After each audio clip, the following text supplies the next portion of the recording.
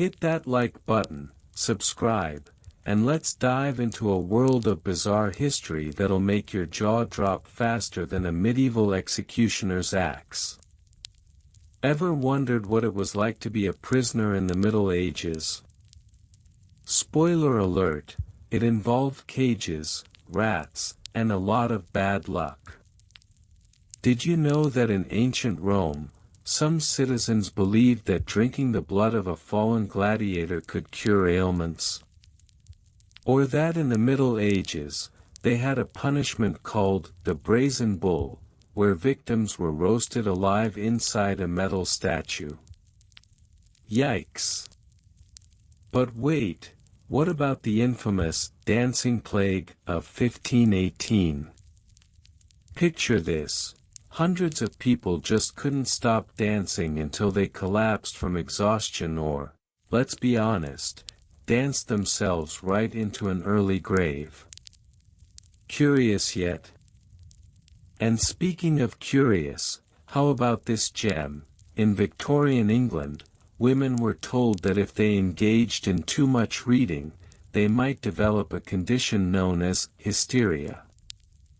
No, really.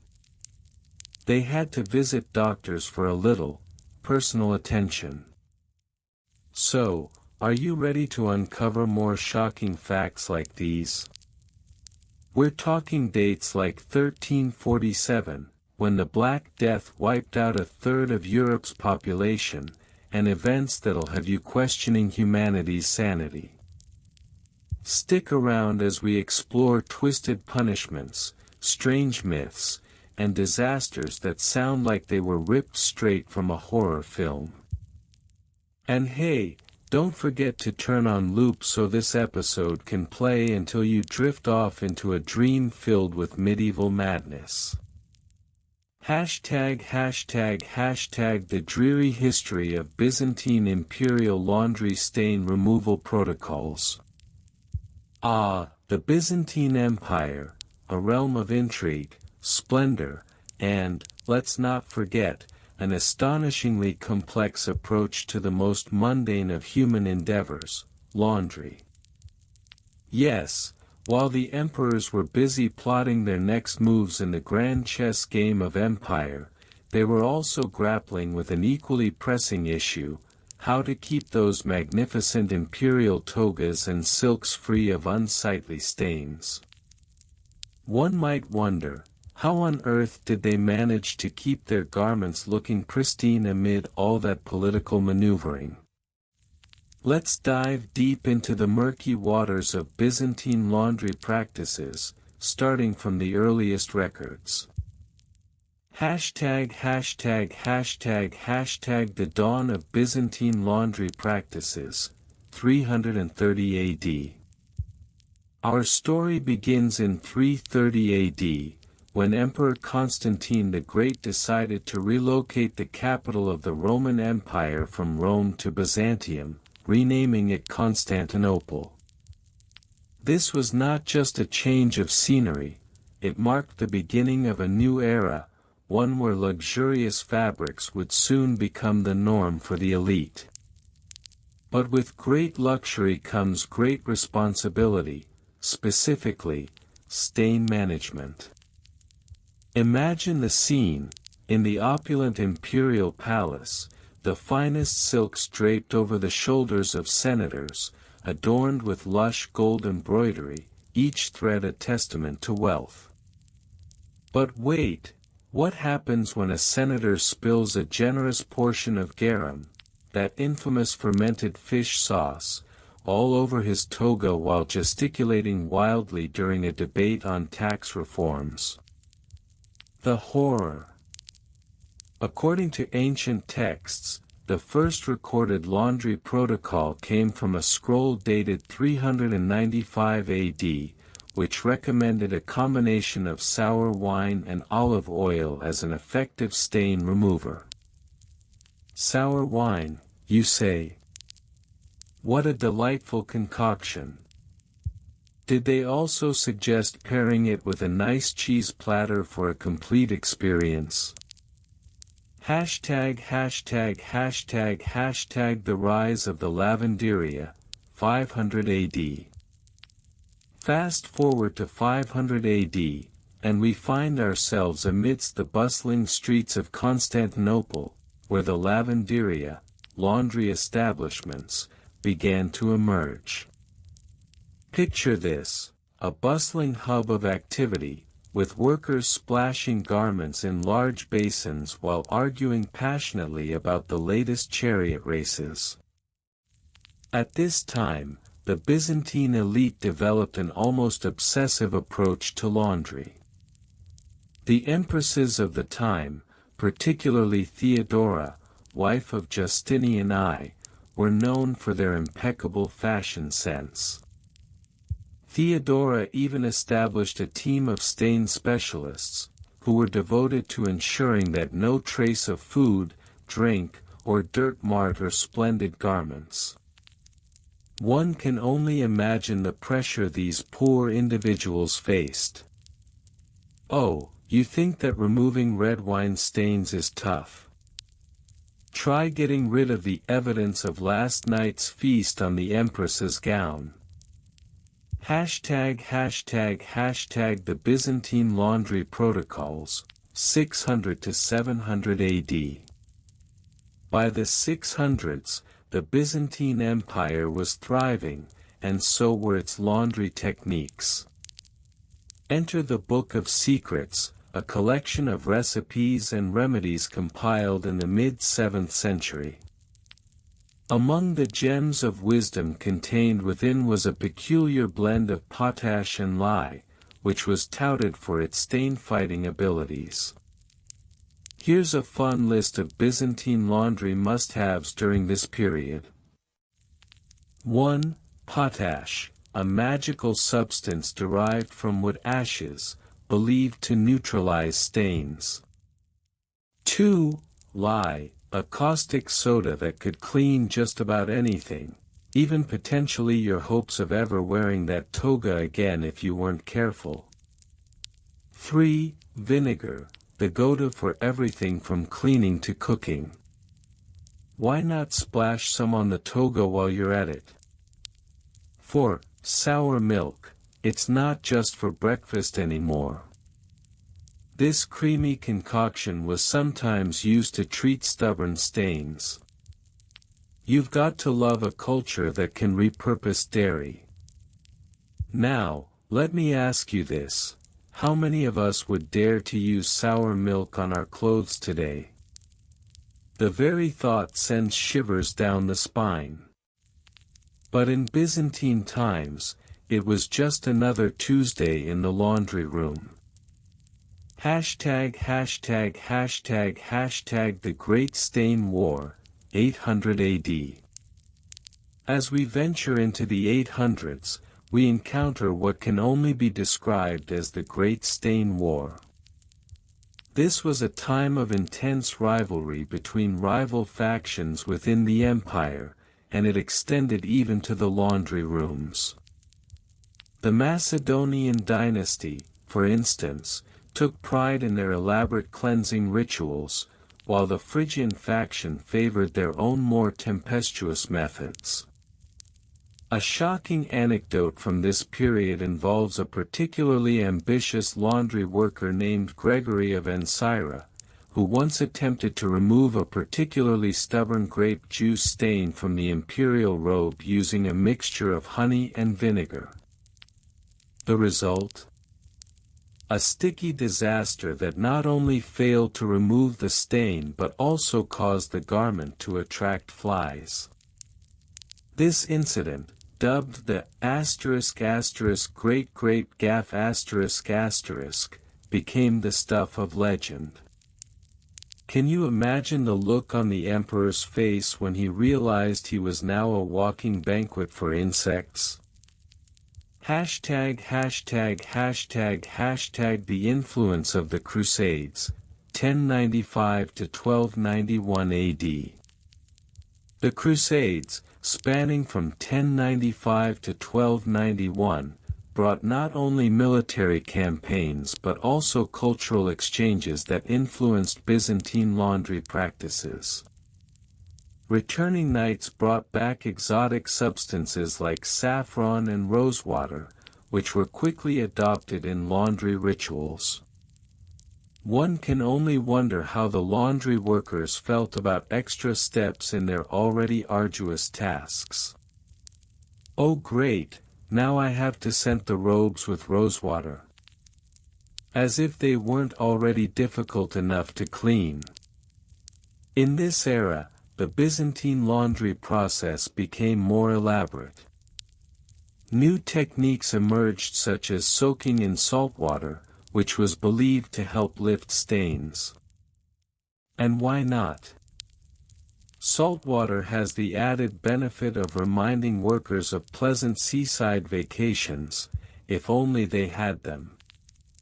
###### The Golden Age of Stain Removal, 1300 to 1453 AD.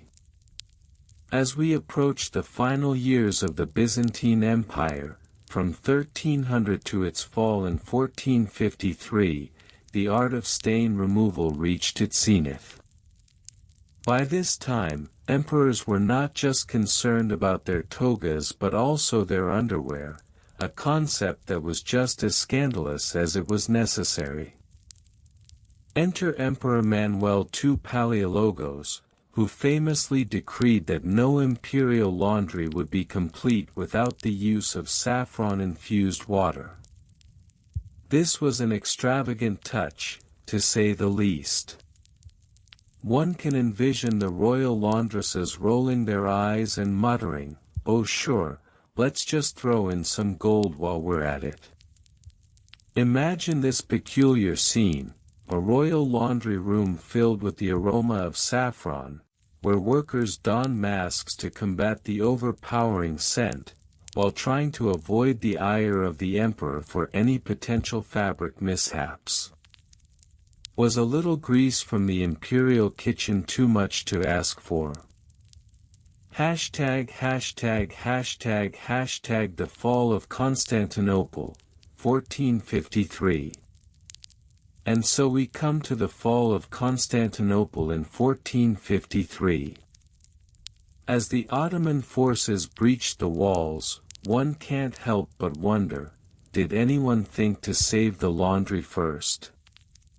Did the delicate garments of the last emperor, Constantine XI, survive the chaos?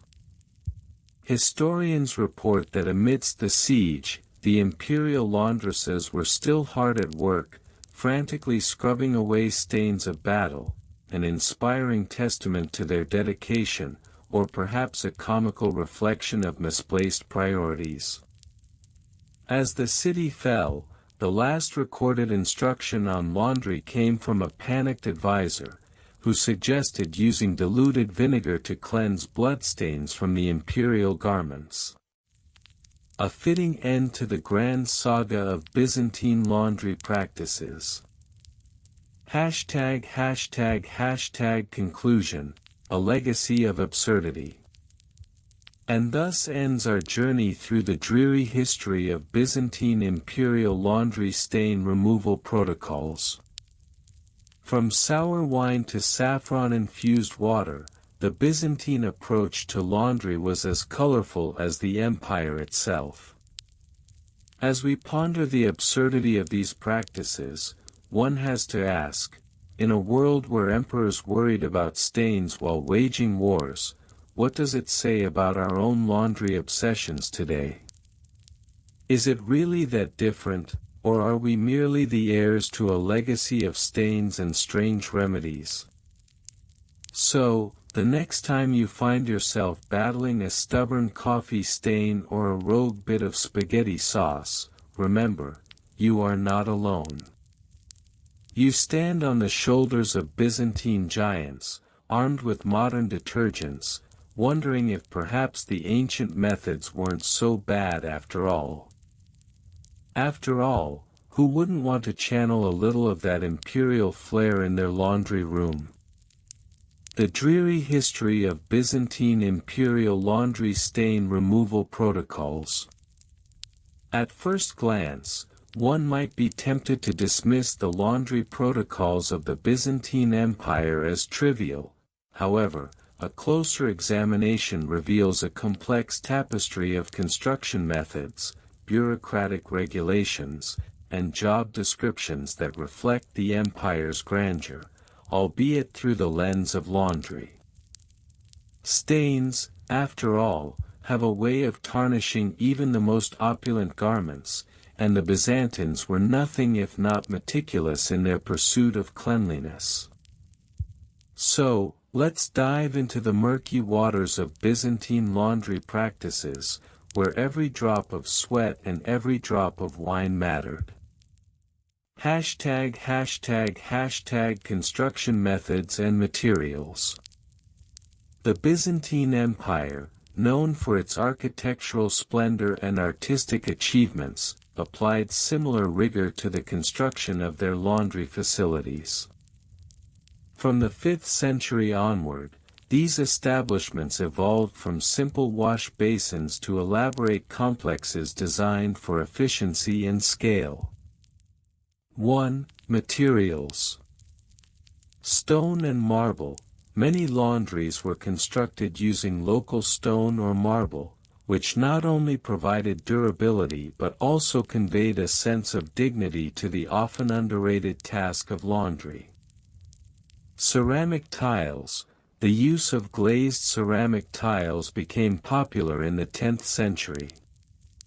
These tiles were not just visually appealing, they also facilitated easy cleaning and prevented bacterial growth, an early nod to hygiene. Lead pipes. To facilitate the flow of water, lead pipes became the standard by the late 6th century, allowing streams of water to flow continuously through the laundries, ensuring a fresh supply for rinsing away stubborn stains. 2. Construction costs. Initial investment. Constructing a state-of-the-art laundry facility could cost upwards of £10 of gold, a small fortune in the 9th century. Maintenance. Annual maintenance could run about £2 of gold, primarily for upkeep of the plumbing and replacement of worn-out tiles. 3. Innovative techniques. Solar drying. The Byzantines ingeniously utilized solar power to dry linens. Laundry lines were strung across courtyards, ensuring garments were sun-dried and fragrant, unless, of course, a pigeon decided to take aim. Stain treatment. A mixture of ash and lye was commonly employed for tough stains. It was not until the 12th century that the use of sour milk became widely adopted for delicate fabrics, an innovation that would eventually lead to the rise of numerous medieval gossip columns. ### Bureaucratic rules and punishments. As with any Byzantine enterprise, the laundry system was governed by an intricate web of bureaucratic rules, reflecting the empire's penchant for order. 1. Regulations. Laundry licenses. By the 8th century, laundries were required to obtain a special license, which ensured quality control and adherence to hygiene standards. Each laundry had to be inspected quarterly by a municipal officer, because nothing screams civilization quite like a bureaucrat checking your soap suds. Standard operating procedures. A codex of stain removal techniques was formalized in the 9th century, detailing methods for wine, blood, and grease stains. Failure to adhere to these protocols could result in severe penalties. 2. Punishments. Fines. Non-compliance with stain removal guidelines could incur fines ranging from 5 to 50 hyperpra, which would bankrupt most laundresses. Public shaming. In more severe cases, offenders could find themselves paraded through the streets with a sign indicating their laundry-related crimes, an early form of social media gone awry. Imprisonment.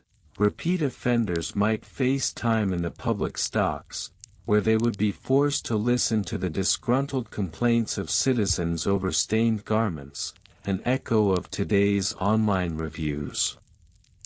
#### roles and job descriptions. The Byzantine laundry system was a finely tuned machine, each role essential to the smooth operation of the empire's cleanliness aesthetic. 1. Laundry overseer, archlaundress. Responsibilities. This individual was responsible for managing the entire operation, from staff assignments to quality control. Often a position held by a matron of high standing, the archlaundress ensured that all protocols were followed to the letter.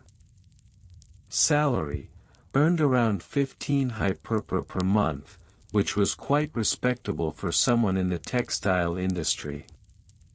2. Stain removal specialist, stainologos. Responsibilities. Experts in the ancient art of removing stains, these specialists were tasked with the most challenging garments. They were often called upon to save the emperor's robes from calamity. Training. Typically, they underwent a rigorous apprenticeship that could last several years, learning the intricacies of various stains and the appropriate treatments. 3. Water fetcher, hydrophoros. Responsibilities. These individuals were responsible for transporting water from nearby sources to the laundry facility, often across great distances. Their work was essential, as the quality of the water directly impacted the cleaning process. Compensation. Paid a meager wage of 2 hyperpa per month, with the added bonus of occasional tips from grateful laundresses. 4. Drying assistant, aerator. Responsibilities. Tasked with hanging wet linens on drying lines, these assistants ensured garments were properly spaced to avoid any mildew disasters. Challenges. Often had to contend with local birds, making it a job filled with peril, but hey, someone had to ensure the laundry wasn't a feathered mess. #### Technical specs and inventories. The Byzantine laundry system was nothing short of a marvel, and its technical specifications reflected an advanced understanding of fabric care. 1. Equipment. Washing basins. Typically made of stone, these basins varied in size but were usually around 1.5 meters wide and 0.5 meters deep, allowing for multiple garments to be washed simultaneously. Scrubbing boards. These were made of wood, approximately 2 meters long, and featured grooves to aid in scrubbing fabrics, a clear precursor to the modern washing machine. 2. Inventory. Soap supply. By the mid-10th century, laundries maintained an inventory of various soaps, including olive oil soap and ash-based soap, with quantities often exceeding 100 kilograms for larger operations. Stain removal agents, a typical laundry might stock. 50 liters of sour milk. 30 kilograms of lye. 15 kilograms of ash. A cache of herbs like lavender and rosemary for fragrance, ensuring the linens not only looked clean but smelled divine. #### Witty asides. To lighten the rather grim subject of laundry, one might ponder, Who knew that stain removal could be the secret to a long and prosperous Byzantine career? After all, while emperors debated the fates of nations, laundresses were busy debating the merits of sour milk versus the dreaded lye. And let's not forget that the real reason the Byzantine Empire lasted 1,000 years longer than its Western counterpart could be attributed to one thing: immaculate linens. After all, a clean toga is a happy toga. Conclusion. The Byzantine imperial laundry stain removal protocols offer a unique glimpse into the complexities of daily life in an empire renowned for its culture, art, and architecture. Through detailed construction methods, a stringent bureaucratic framework, well-defined roles, and a plethora of technical specifications, the Byzantine approach to laundry was as grand as its palaces. While the empire eventually fell, its laundry techniques left a mark, perhaps not as monumental as the Hagia Sophia but certainly one that signifies the importance of cleanliness and order in a chaotic world. And so, the next time you toss a stained shirt into the wash, remember that centuries of meticulous laundry practices have led to this very moment. It's a legacy of suds, stains, and, dare we say, civilization.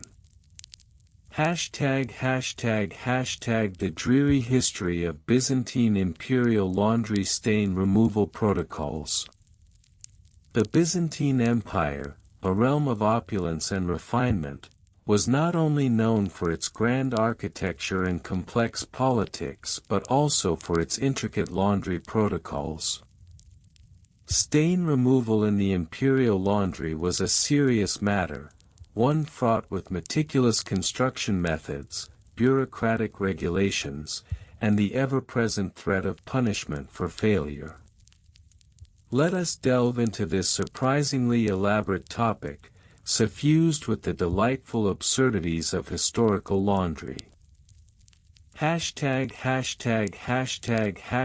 Construction methods and materials.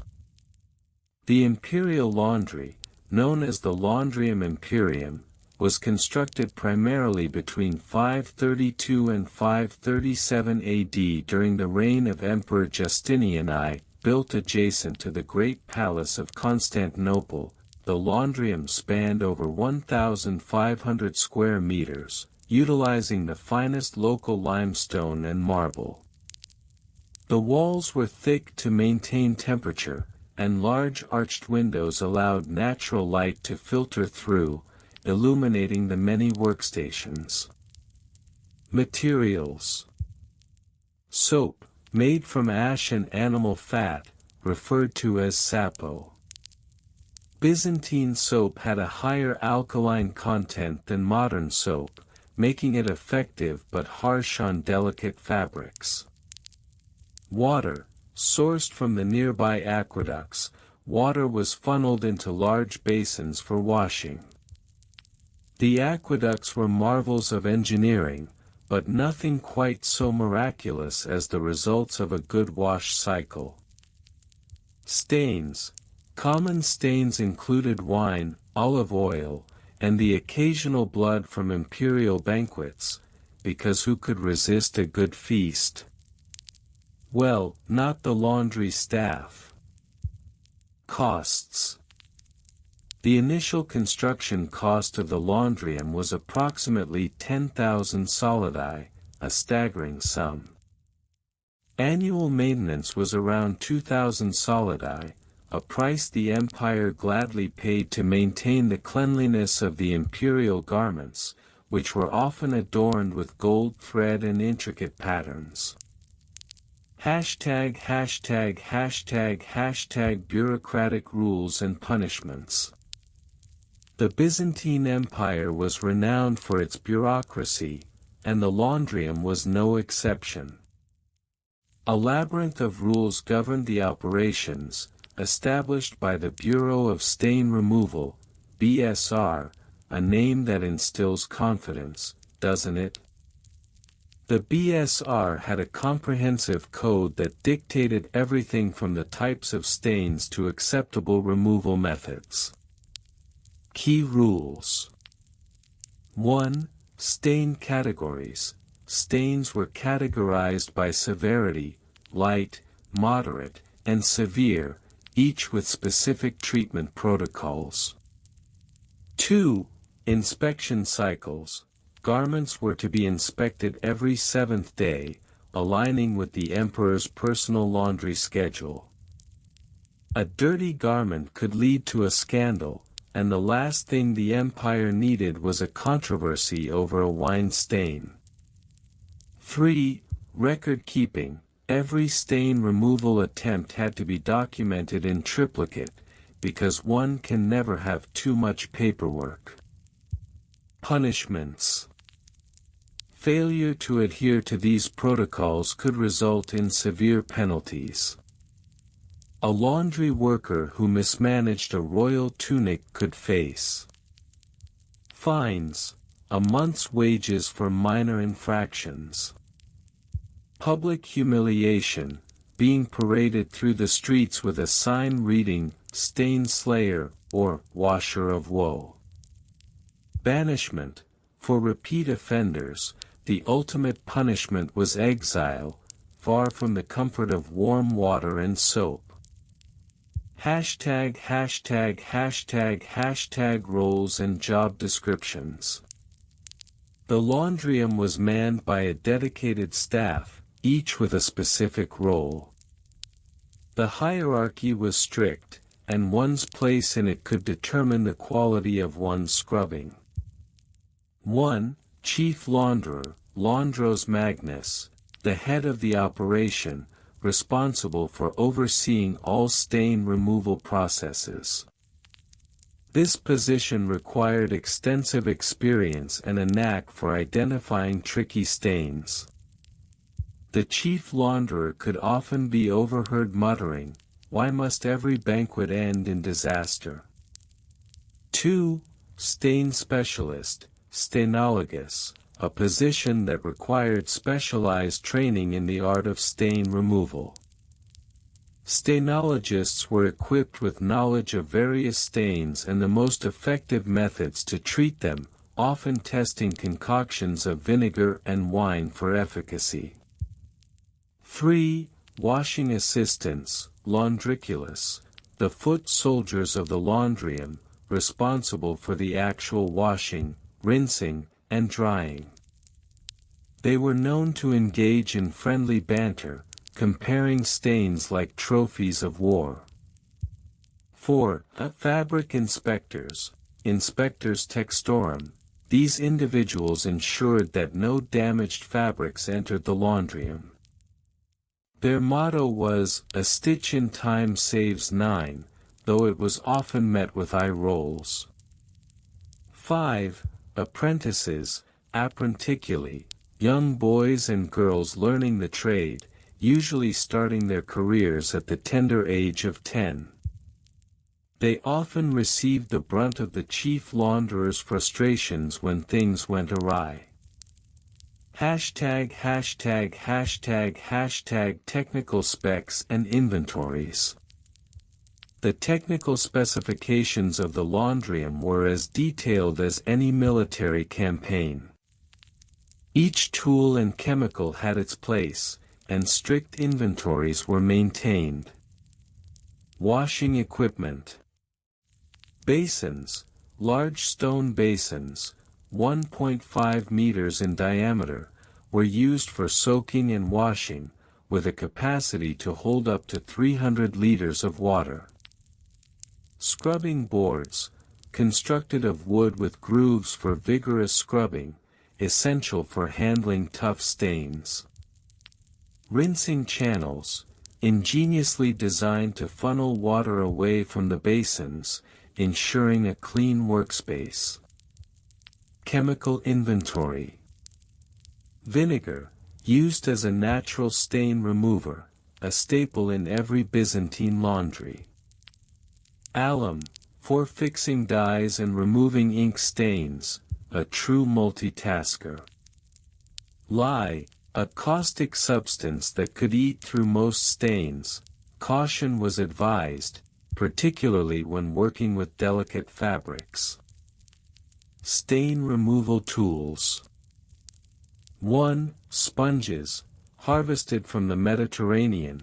These were prized tools for gentle washing. 2. Brushes, made from boar bristles, for those stubborn stains that refuse to budge. 3. Towels, luxurious linen towels for drying garments, often embroidered with the imperial crest, a symbol of both pride and potential embarrassment. ###### The politics of cleanliness. Cleaning imperial garments was not just about hygiene, it was a matter of pride, power, and politics. The state of an emperor's attire could reflect the stability of his reign. A well-kept wardrobe was essential for public appearances, especially during grand ceremonies. The laundrium also had its share of intrigue. The chief launderer often had to navigate the treacherous waters of imperial favor. Rumors circulated that the success of a stain removal could lead to promotions, while a failure might lead to a swift and silent disappearance, like a sock in a dryer. ######### The final washdown, an empire's legacy. As the Byzantine Empire transitioned into the Ottoman period, the Laundrium Imperium fell into disuse. However, the legacy of its meticulous protocols and dedicated staff lived on. Perhaps one might say that the Byzantine Empire was not just washed away but rather carefully laundered into history. The intricate systems in place for stain removal may seem absurd today, yet they reveal the lengths to which empires will go to project an image of opulence and control. The next time you encounter a stubborn stain, take a moment to appreciate the Byzantine legacy of laundry protocols, because if history teaches us anything, it's that every empire has its dirty laundry, even if it takes a village, or an empire, to clean it. In conclusion, whether you're battling red wine on an ivory tablecloth or wrestling with a spaghetti stain, remember the Byzantine launderers who faced greater challenges with nothing but stone basins and a dream. Their commitment to cleanliness and order in a chaotic world serves as a reminder that even in the most serious of matters, a little humor, and a lot of soap, can go a long way. The dreary history of Byzantine imperial laundry stain removal protocols. In the grand tapestry of Byzantine history, amidst the imperial conquests and theological debates, one might overlook a critical yet dreary aspect of daily life: laundry. More specifically, the Byzantine imperial laundry stain removal protocols. These protocols were not merely about cleanliness, they were a reflection of an empire's obsession with order, hierarchy, and, of course, impeccable appearances. Let's delve into the depths of this underappreciated subject, exploring construction methods, bureaucratic intricacies, job roles, and the technical specifications of stain removal in the Byzantine Empire. ##### Construction methods and materials, 5th to 14th century. The laundry facilities of the Byzantine Empire, often called lavataria, were constructed with a keen eye for efficiency and durability. Most were situated near water sources, utilizing gravity to facilitate washing.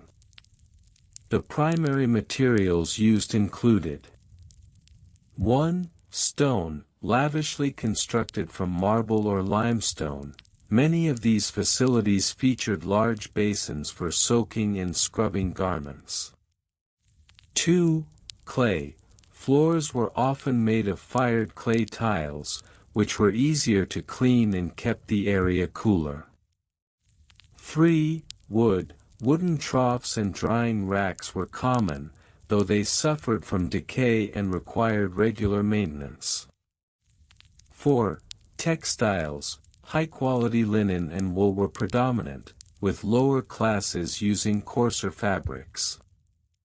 The imperial household, of course, had access to the finest silks imported from the East. Costs for these facilities varied widely.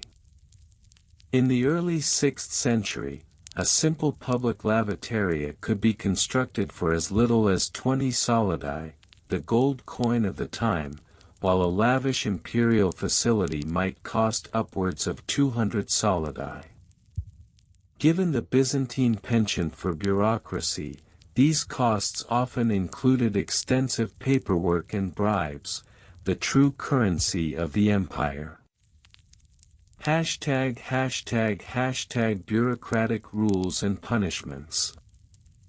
The Byzantine Empire was a bastion of bureaucracy, with rules governing even the most mundane activities, including laundry. The protocols dictated not only how stains should be treated but also the precise punishments meted out for deviations from the norm. 1. Stain classification. Stains were classified into 3 categories: minor, serious, and imperial. Minor stains could be treated with a simple soak in vinegar, while serious stains required a complex blend of ash and lye. Imperial stains, however, necessitated the intervention of a designated lavandarius primus, who could charge exorbitant fees for their services. 2. Attendance requirements. All members of the imperial household were required to attend a mandatory seminar on stain removal, which included a practical demonstration. Failure to attend could result in a fine equivalent to 1 month's salary for a low-ranking official. 3. Punishments. The Byzantine legal code stipulated various punishments for laundry-related infractions, including fines, a common punishment for minor infractions, often paid in silver or gold. Public shaming.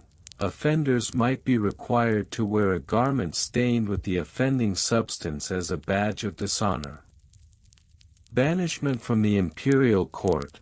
For egregious errors, such as irreparably damaging a royal garment, the offender could be exiled to a distant province.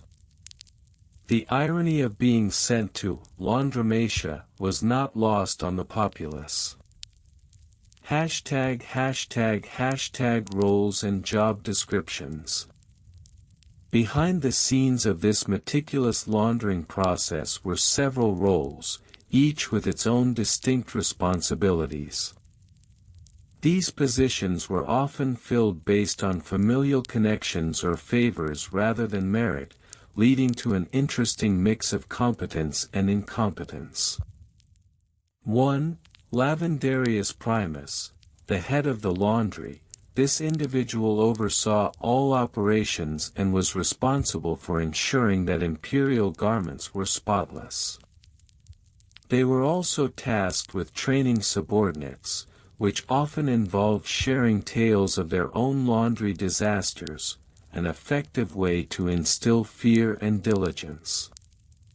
2. Lavandarii secundus. These were the second-tier laundry workers, charged with handling serious stains. They were required to memorize the stain removal manual, which was said to exceed 300 scrolls in length, an impressive feat, given that most of them could barely read. 3. Scrubbing acolytes, the lowest rank in the laundering hierarchy. These individuals were responsible for scrubbing, soaking, and rinsing. Acolytes often took on the most challenging stains, leading to a high turnover rate.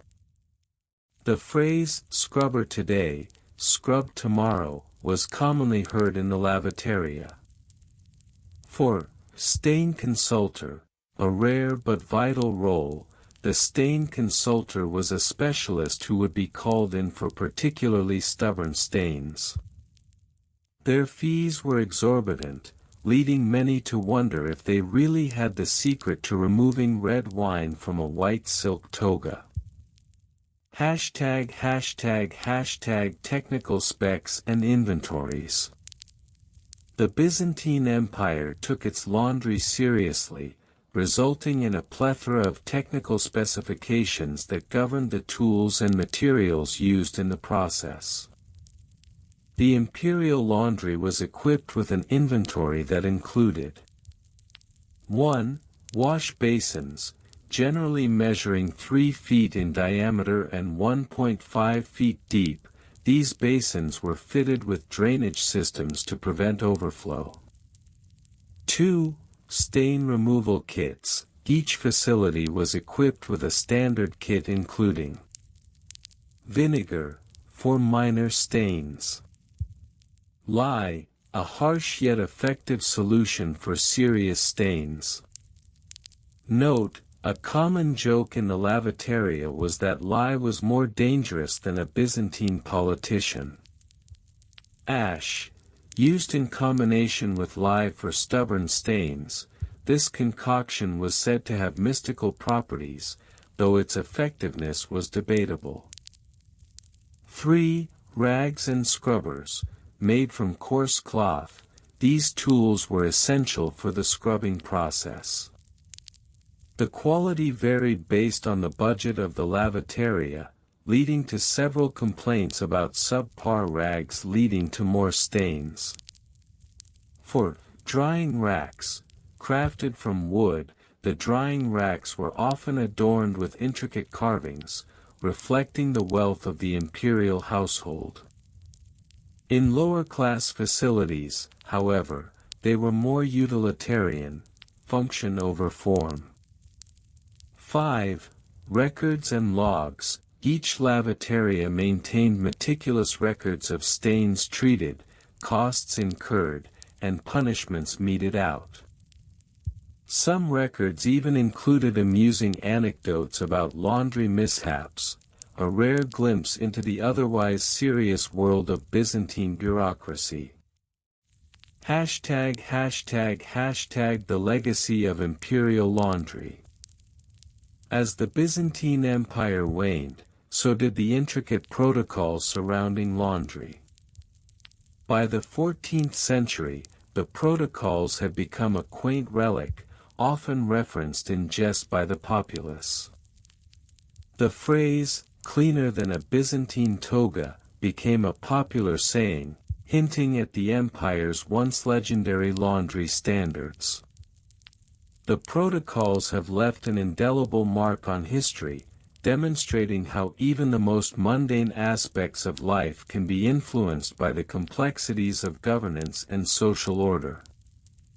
The legacy of the Byzantine imperial laundry stain removal protocol serves as a reminder that beneath the grandeur of palaces and the weight of crowns, the human need for cleanliness and order persists.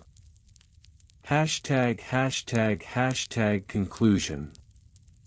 In conclusion, while the grand battles and theological disputes of the Byzantine Empire capture the imagination, it's the dreary, meticulous world of laundry that reveals the everyday struggles and triumphs of its people.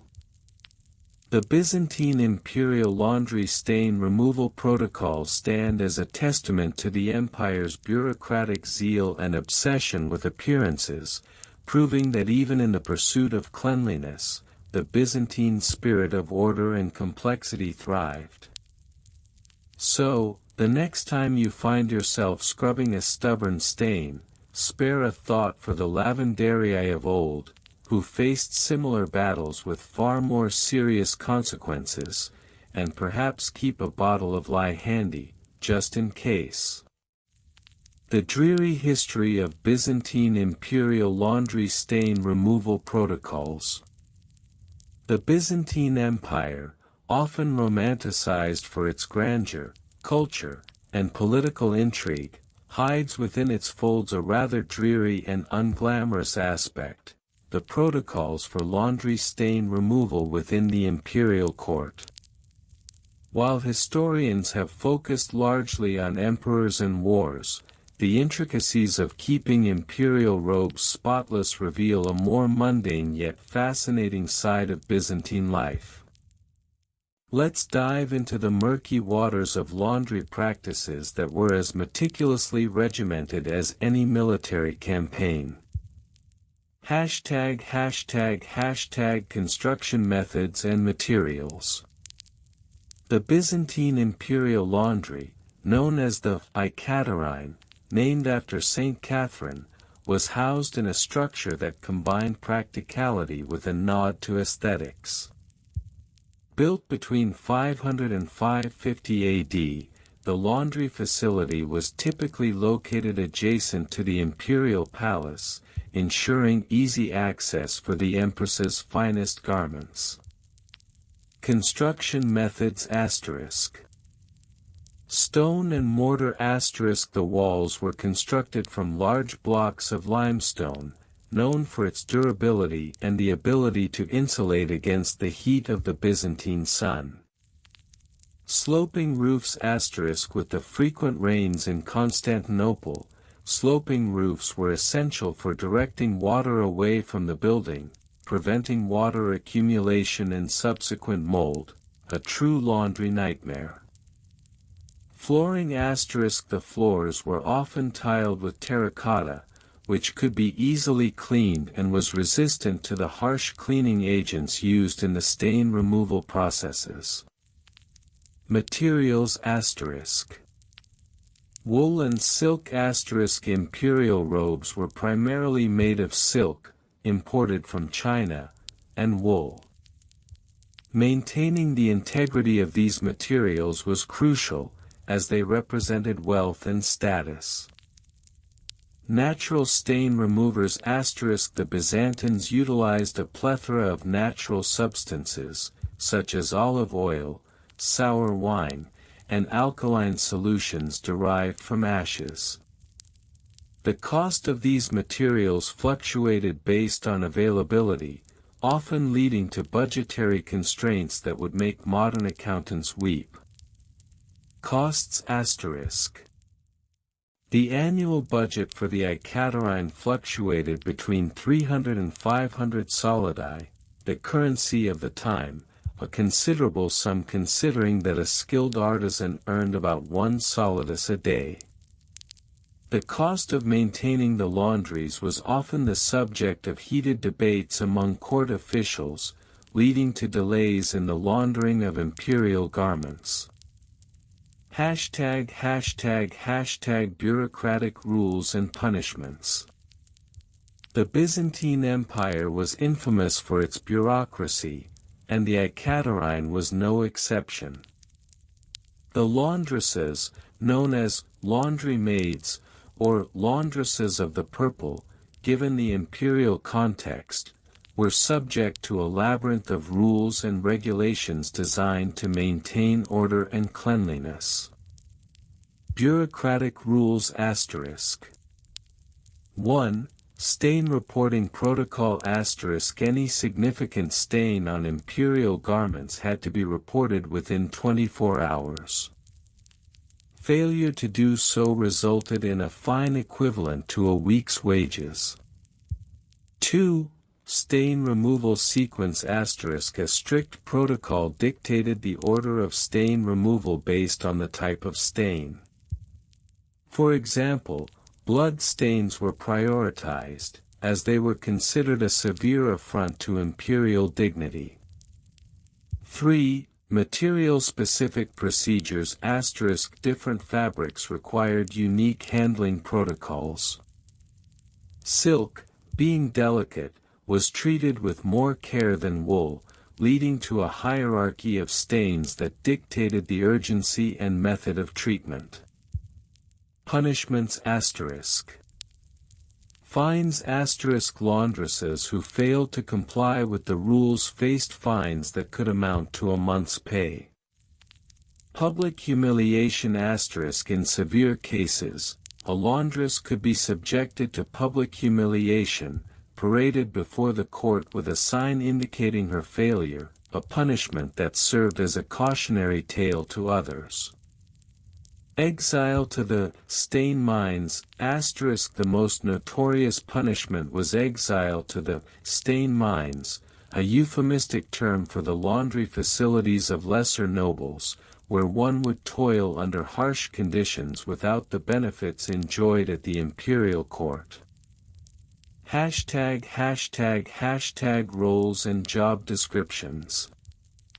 Within the Ikaterine, roles were clearly delineated, each with specific responsibilities that contributed to the overall cleanliness of the imperial wardrobe. Key roles asterisk. Chief laundress, arch-laundress responsible for overseeing the entire operation, ensuring compliance with protocols. The arch-laundress had the authority to issue fines and was often the one to deliver the dreaded stain report to the emperor.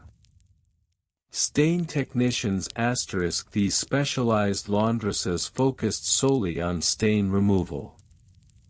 They were highly trained in the use of various natural agents and were often consulted by the arch-laundress for their expertise in particularly stubborn stains. They were known to have an impressive repertoire of stain removal anecdotes, often shared over lunch, if one could call bread and water lunch. Fabric handlers asterisk. Responsible for sorting and categorizing garments based on material. They had to be well versed in the properties of fabrics to prevent damage during the washing process.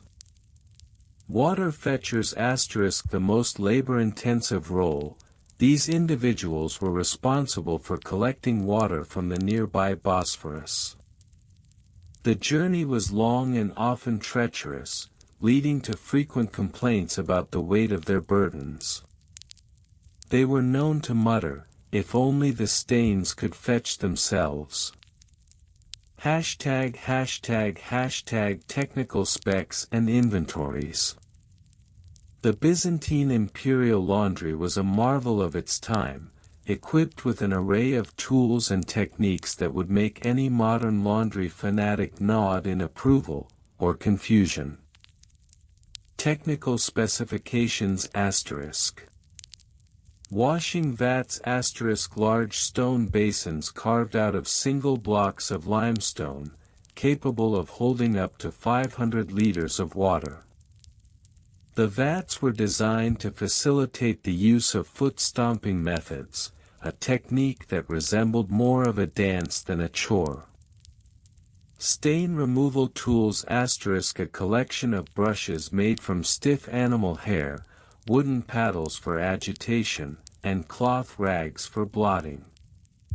Each tool had a designated location on the wall, labeled with meticulous attention to detail. Drying racks asterisk. Made from wood, these racks were positioned in a sunny area to expedite the drying process. Each rack could hold up to 20 garments at a time, with a strict rotation policy ensuring that no fabric would remain too long in the sun, which could fade colors. Inventories asterisk. Stain remover inventory asterisk. Olive oil, 200 liters, used primarily for grease stains. Sour wine, 150 liters, for blood and organic stains. Alkaline ash solution, 100 liters, for general cleaning. Garment inventory asterisk. Imperial robes, 50 pieces. Tunics, 100 pieces. Accessories, headpieces, sashes, etc. 75 pieces. Every year, An inventory was conducted, meticulously recorded on parchment, and submitted to the imperial treasury. The results could spark minor court scandals if items were found missing, a phenomenon that led to the infamous laundry scandal of 612 AD, when several garments were discovered in the possession of a particularly crafty laundress who was later exiled to the stain mines. Conclusion. The Byzantine imperial laundry, a bastion of cleanliness amidst the chaos of court life, reveals the empire's deep commitment to order, dignity, and reputation. From the construction of the Ekaterine to the bureaucratic intricacies of stain removal, the protocols were as detailed and convoluted as the political landscape of the time. The roles within the laundry were as defined as those in the imperial court, underscoring the importance of cleanliness in an era where appearance often dictated power.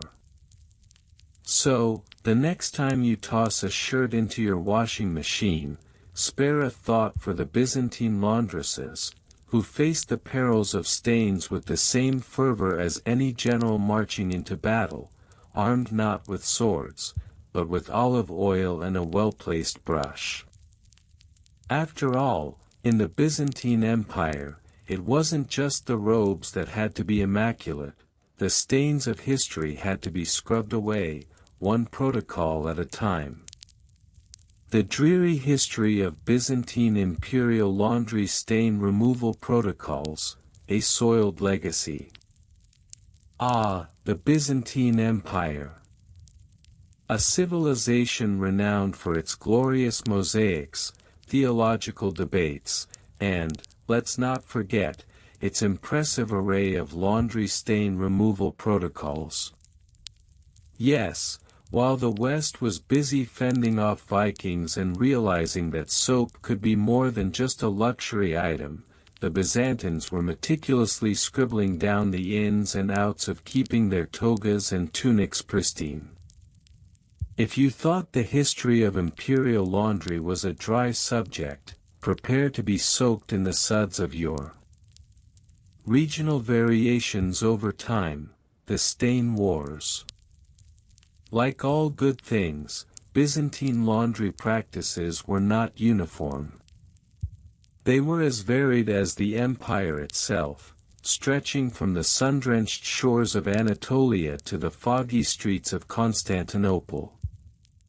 Each region had its own unique approach to stain removal, often dictated by the local culture, available resources, and, dare we say, the whims of the regional laundress. In the bustling metropolis of Constantinople, where social status was as important as one's choice of wine, stain removal was taken to an almost artistic level. Byzantine laundresses, or laundresses of the court, as they fancied themselves, often employed a cocktail of lye, vinegar, and occasionally, the tears of their enemies. These concoctions were carefully logged in ledgers, not just for the sake of cleanliness but also to ensure that the emperor's garments did not suffer the indignity of a tomato sauce mishap during a state banquet. Meanwhile, in the provinces, things were a tad more rustic. In the rural areas, peasants relied on a less sophisticated approach: sunlight, water, and an occasional sheep's bleat. They were less concerned about the emperor's preference for silk and more focused on keeping their wool tunics stain-free amid the muck of agrarian life. Their techniques were passed down through generations, often accompanied by regional folk songs that would make any stain feel as if it were a personal affront. Laws, edicts, and taxes, the fabric of bureaucracy. Now, you might think that stains were a trifling issue in the grand tapestry of Byzantine bureaucracy. But, dear reader, you would be sorely mistaken. Stain removal was so ingrained in the socio-economic fabric of the empire that it warranted official edicts, taxes, and even a few minor squabbles in the Senate. In the year 529, Emperor Justinian I, in a moment of what we can only assume was inspired clarity, issued the infamous Edict on Stains. This groundbreaking legislation mandated that all laundresses register their cleaning techniques with the imperial office, thus creating the first-ever stain removal registry. Yes, you read that right, a bureaucracy dedicated entirely to the eradication of marks on fabric. A bold move, indeed. As you might expect, this led to some rather colorful debates in the Senate. Senators argued about the merits of using urine versus vinegar for stubborn wine stains, an argument that, while entertaining, did little to advance the empire's geopolitical ambitions.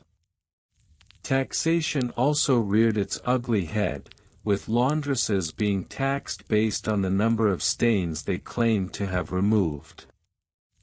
This quickly led to a black market for counterfeit stain removal receipts, resulting in scandal that would make even the most jaded Byzantine historian chuckle. Logistics and supply chains, the Great Stain Expedition. With all that talk of edicts and taxes, one might wonder how the Byzantine Empire managed the logistics and supply chains necessary to support its imperial stain removal protocols. Ah, logistics. The unsung hero of the Byzantine laundry saga. Picture this, a bustling marketplace in Constantinople, where merchants hawked their wares. You could find everything from fine silks to the best quality lye. But what about the ingredients necessary for a successful stain removal? Fear not. The Byzantine Empire had a supply chain that would make modern-day corporations weep with envy. Lye was sourced from the ashes of burnt wood, a process so intricate it involved half the village and a considerable amount of bickering over who had the best trees. Meanwhile, vinegar was produced from the region's plentiful grapes, with vineyards producing not just wine but also a side hustle in cleaning solutions. The logistics of transporting these essentials involved a network of roads, waterways, and the occasional bribe to ensure that the royal laundresses received their supplies on time. The imperial laundry houses were equipped like small factories, with rooms dedicated to everything from washing to drying to the meticulous record-keeping of stains removed. Each laundress was required to maintain a ledger that detailed the type of stain, the method used for removal, and the outcome. Those ledgers offer a fascinating glimpse into the laundry practices of the time, filled with notations like mysterious red stain from unknown source, success, and difficult yellow stain from the emperor's favorite dish, failure, with apologies sent. Record keeping, keeping stains at bay. Now let's dive into the record-keeping aspect of imperial laundry. If you thought that the Byzantine Empire was all about grand architecture and religious schisms, think again. The meticulous nature of stain documentation was almost as obsessive as the debates over the nature of Christ. Each laundress was expected to log every single stain they encountered. These records were sacred, almost akin to the annals of the Byzantine Empire itself. They documented everything from the type of fabric, silk, wool, linen, to the method of stain removal, soaking, scrubbing, or the rather barbaric, let's hope it fades. In one particularly delightful entry, a laundress noted, "Today, a stain of uncertain origin, possibly from a fish stew, appeared on the emperor's finest toga. Tried soaking in vinegar and water, outcome was satisfactory, but the odor lingers. One can only imagine the hushed conversations that ensued in the imperial court about the smell of a fishy toga. The records didn't just stop at stains, either. They also included a running tally of the most common stains encountered each season, which helped laundresses prepare for upcoming washing seasons. Pre-Lenten wine stain spike, prepare accordingly, read one particular note, as if warning of an impending plague. A surprising, borderline grotesque anecdote, the stain of folly. Now, what would history be without a sprinkle of the grotesque? Enter the tale of Emperor Leo VI, affectionately known as Leo the Wise. As legend has it, Leo was particularly fond of his ceremonial robes, and he had a habit of wearing them to extravagant feasts. One fateful evening, while indulging in a lavish banquet featuring the empire's finest delicacies, Leo accidentally spilled a generous portion of his seafood platter onto his prized garment. In an act of desperation, or perhaps folly, Leo summoned the royal laundress faster than you could say, olive oil. She arrived, armed with her trusted arsenal of cleaners, but alas! The stain proved stubborn, and the odor emanating from the fabric began to rival that of the banquet hall itself. In a moment of sheer panic, Leo ordered that the robe be boiled, a decision that led to a rather unexpected outcome. The intense heat caused the fabric to shrink dramatically, transforming his once flowing toga into a rather comical, ill-fitting garment. The court erupted in laughter, and for years afterward, the story of Leo and the shrinking stain was recounted at dinner tables across the empire. So, there you have it, the dreary history of Byzantine imperial laundry stain removal protocols, a tale woven through time that showcases the lengths to which an empire would go to maintain appearances. From regional variations and bureaucratic absurdities to logistical triumphs and the occasional grotesque anecdote, one thing is clear: stains, much like history, are a messy business. And if there's one lesson to take away from the Byzantine laundry wars, it's this: never underestimate the power of a good stain remover, or the hilarity that can ensue when one goes awry. Title: The Dreary History of Byzantine Imperial Laundry Stain Removal Protocols. The Byzantine Empire. The land of emperors, intrigue, and, believe it or not, an elaborate system of laundry stain removal. While many might think of the Byzantines as a people obsessed with theology, politics, and the occasional cataclysmic war, it turns out that their approach to keeping imperial garments spotless was just as intricate and labyrinthine as their political machinations. So, buckle up as we dive into the often overlooked, slightly absurd, and occasionally grotesque world of Byzantine laundry protocols. ####Regional variations over time. To understand the Byzantine laundry system, one must first appreciate its regional variations, because, of course, in a sprawling empire where cultures collided like poorly matched socks in the dryer, even stain removal was subject to local flair. In Constantinople, for instance, the washing techniques leaned heavily on the use of ash and vinegar, offering a pungent aroma that could clear a room faster than an imperial decree. Meanwhile, in the more pastoral provinces, such as Anatolia, the locals favored a gentler approach, opting for olive oil and fine clay, which did wonders for the fabric but left a lingering sense of wistfulness, as if the garments themselves were mourning the loss of simpler times. But let's not forget the northwestern territories, where the cold climate dictated a different set of protocols. Here, the use of fermented horse urine became all the rage.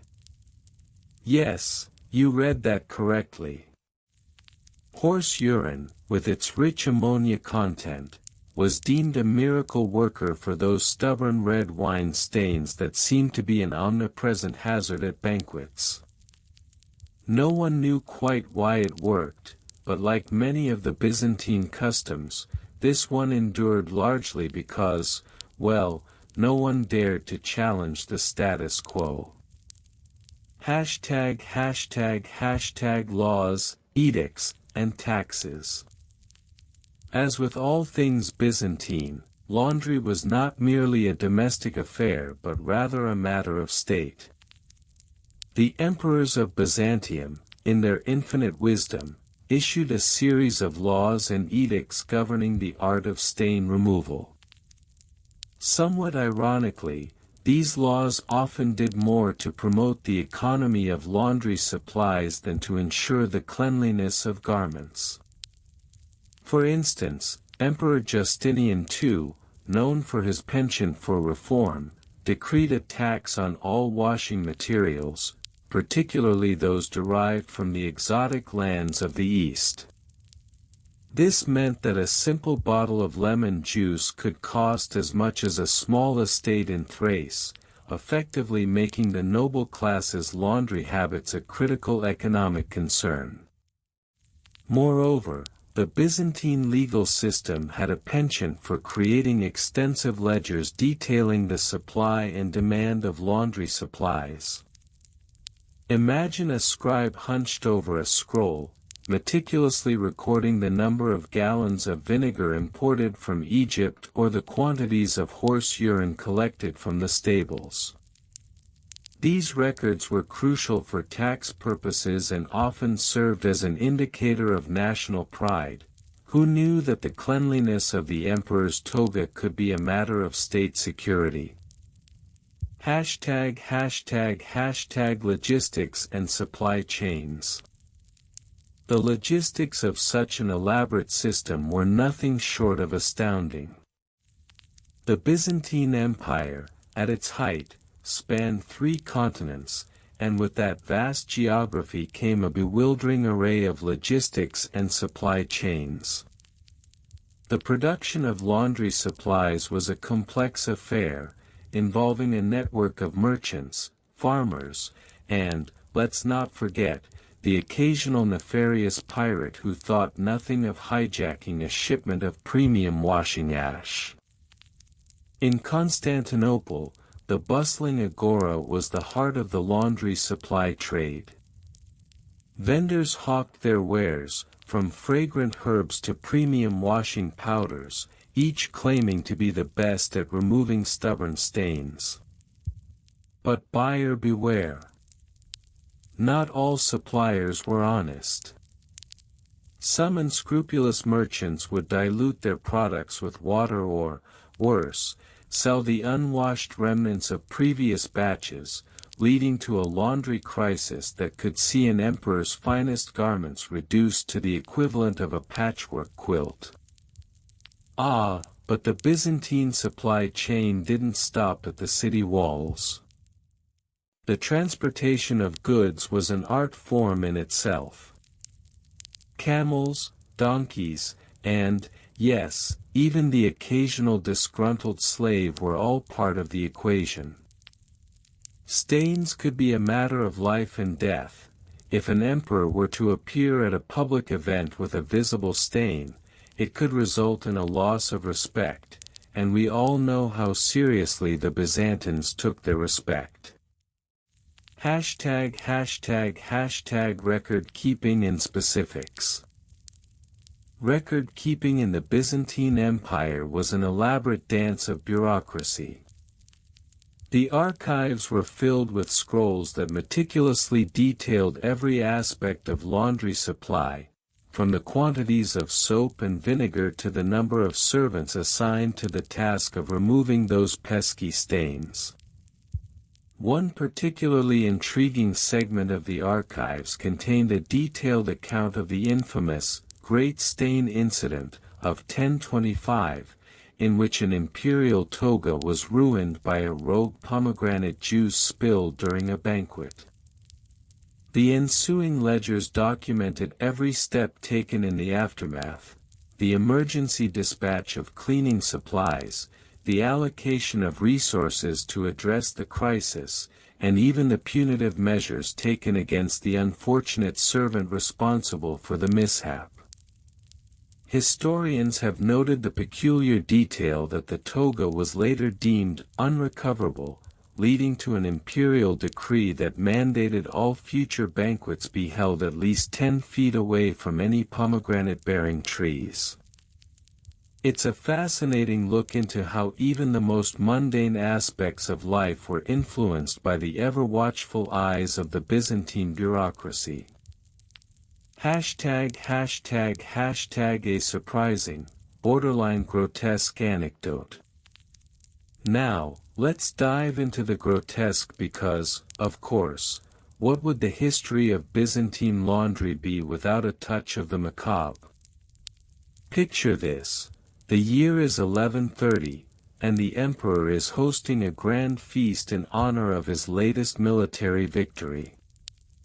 The tables are laden with food, and the guests are adorned in their finest silk garments. But just as the wine starts flowing, disaster strikes. One overzealous servant, eager to impress, trips while carrying a massive platter of roasted peacock adorned with pomegranate sauce. Yes, the same notorious fruit from our previous anecdote, sending the entire dish careening across the banquet hall. The peacock, once a symbol of opulence, now lies in a heap of crimson sauce, and the guests gasp in horror as several of them find their garments irrevocably stained. But wait! In an unexpected turn of events, the emperor, perhaps fueled by too much wine, declares that the servants responsible for the cleanup should be punished in a most peculiar way. Instead of a traditional flogging or imprisonment, he orders them to wear the stained garments for a fortnight, parading them through the streets as a warning to others. Thus, the streets of Constantinople became a veritable fashion show of stained silk, and while the guests recoiled in horror, the emperor chuckled, knowing that any stain removal protocol that could lead to such a spectacle was truly worthy of Byzantine legacy. #### Conclusion: the stained legacy of Byzantine laundry protocols. In conclusion, the Byzantine Empire's laundry stain removal protocols were a reflection of the intricate tapestry of life in a civilization where even the mundane was steeped in pomp and circumstance. From regional variations in cleaning techniques to elaborate taxes, logistics, and record-keeping, the Byzantine approach to laundry was as convoluted as their political alliances. And let's not forget the grotesque anecdotes that pepper their history, proof that even in a society that prided itself on its sophistication, the occasional spilled peacock could lead to a scandal of epic proportions. So, the next time you find a stubborn stain on your favorite shirt, remember the Byzantine emperors and their lavish laundry woes. After all, if they could survive the trials of pomegranate juice, surely you can tackle that barbecue sauce. The dreary history of Byzantine imperial laundry stain removal protocols. Ah, the Byzantine Empire! A civilization renowned for its opulent palaces, mesmerizing mosaics, and, let's be honest, an astonishingly elaborate approach to laundry. Yes, you heard that right. Beneath the veil of emperors, intrigue, and theological debates lay a labyrinthine world of laundry stain removal protocols that would make even the most seasoned modern-day dry cleaner recoil in horror. So buckle up your tunics, because we're about to embark on a journey through time, regions, and the bafflingly specific laws that govern the maintenance of imperial garments. Regional variations over time, the clothing conundrum. Let's start by acknowledging that the Byzantine Empire was not just a monolithic entity, it was a patchwork quilt of regional variations, each with its own peculiar laundry practices. From the sun-soaked shores of Asia Minor to the chilly winds of the Balkans, local customs influenced how stains were treated. In the warmer regions, where olive oil stains were as common as bad puns at a family gathering, laundry folk relied heavily on the natural resources at hand. They would employ a combination of herbs, vinegar, and, let's not forget, a healthy dollop of elbow grease, to scrub away the remnants of a particularly enthusiastic feast of dolmas. Meanwhile, in the more temperate climes, a more sophisticated blend of chemicals emerged. The use of ammonia, extracted from animal urine, yum, was a favorite among the upper crust. Yes, when the emperors of Byzantium looked in the mirror, they were not just checking for spinach in their teeth, they were also pondering the efficacy of their urine-based stain removers. The local laundresses were revered figures, often commanding respect equal to that of minor nobles. After all, nothing says, "I'm a powerful ruler," quite like a pristine toga. Laws, edicts, taxes, and ledgers, the laundry code. Now, you might think that the Byzantine emperors had more critical issues to attend to than the nitty-gritty of laundry laws, but think again. The Codex Justinianus, the legal backbone of the empire, contained several edicts that dealt explicitly with the laundering of imperial garments. For instance, an emperor might decree that any laundry worker found to be using substandard soap was to be punished by having their own tunic stained with fish guts. A rather fitting punishment, if you ask me, but it certainly kept the laundry folk on their toes. Taxes on laundry services were another delightful twist in this already convoluted narrative. The tax collectors would make their rounds, inspecting the laundry facilities for compliance with the latest edicts. Heaven help the poor laundry worker who neglected to keep their ledgers meticulously detailed. A missing entry could mean a hefty fine, or worse, a visit from the emperor's notoriously unpleasant enforcers. Records were kept not just of payments, but of stain removal successes and failures, with some entries reading like a laundry-themed episode of a soap opera. There were tales of garments that went missing, only to be found years later, still stained and lamenting their lost glory. Logistics and supply chains, the fabric of empire. As with any grand operation, logistics played a crucial role in the Byzantine laundry saga. Consider the sheer volume of fabric that needed laundering for the imperial court. The logistics of transporting dirty garments from the palace to the laundry districts were intricate enough to make a modern supply chain manager weep with joy. It involved a network of carriages, a fair number of horses, and a cadre of very disgruntled laundry workers who often had to deal with the remnants of imperial banquets that had, quite literally, been trodden into the fabric. The laundry districts themselves were bustling hubs of activity. These were not your run-of-the-mill laundromats, they were sprawling complexes, often equipped with communal washing basins and drying lines that resembled a medieval spider's web. The supply chain for cleaning agents was equally impressive. From the coastal cities where salt was harvested to the inland regions where clay was mined for soap production, it was a veritable race against time to ensure that the imperial linens were cleaned and returned in a timely fashion. One particularly ridiculous edict mandated that all laundry services must be conducted under the watchful eye of the local magistrate. This led to a bizarre system where magistrates developed their own methods of stain removal, often leading to hilarious results. Imagine a magistrate attempting to remove a wine stain while simultaneously trying to prove his worth as a judge. Spoiler alert, the wine usually won. Record keeping, the annals of stains.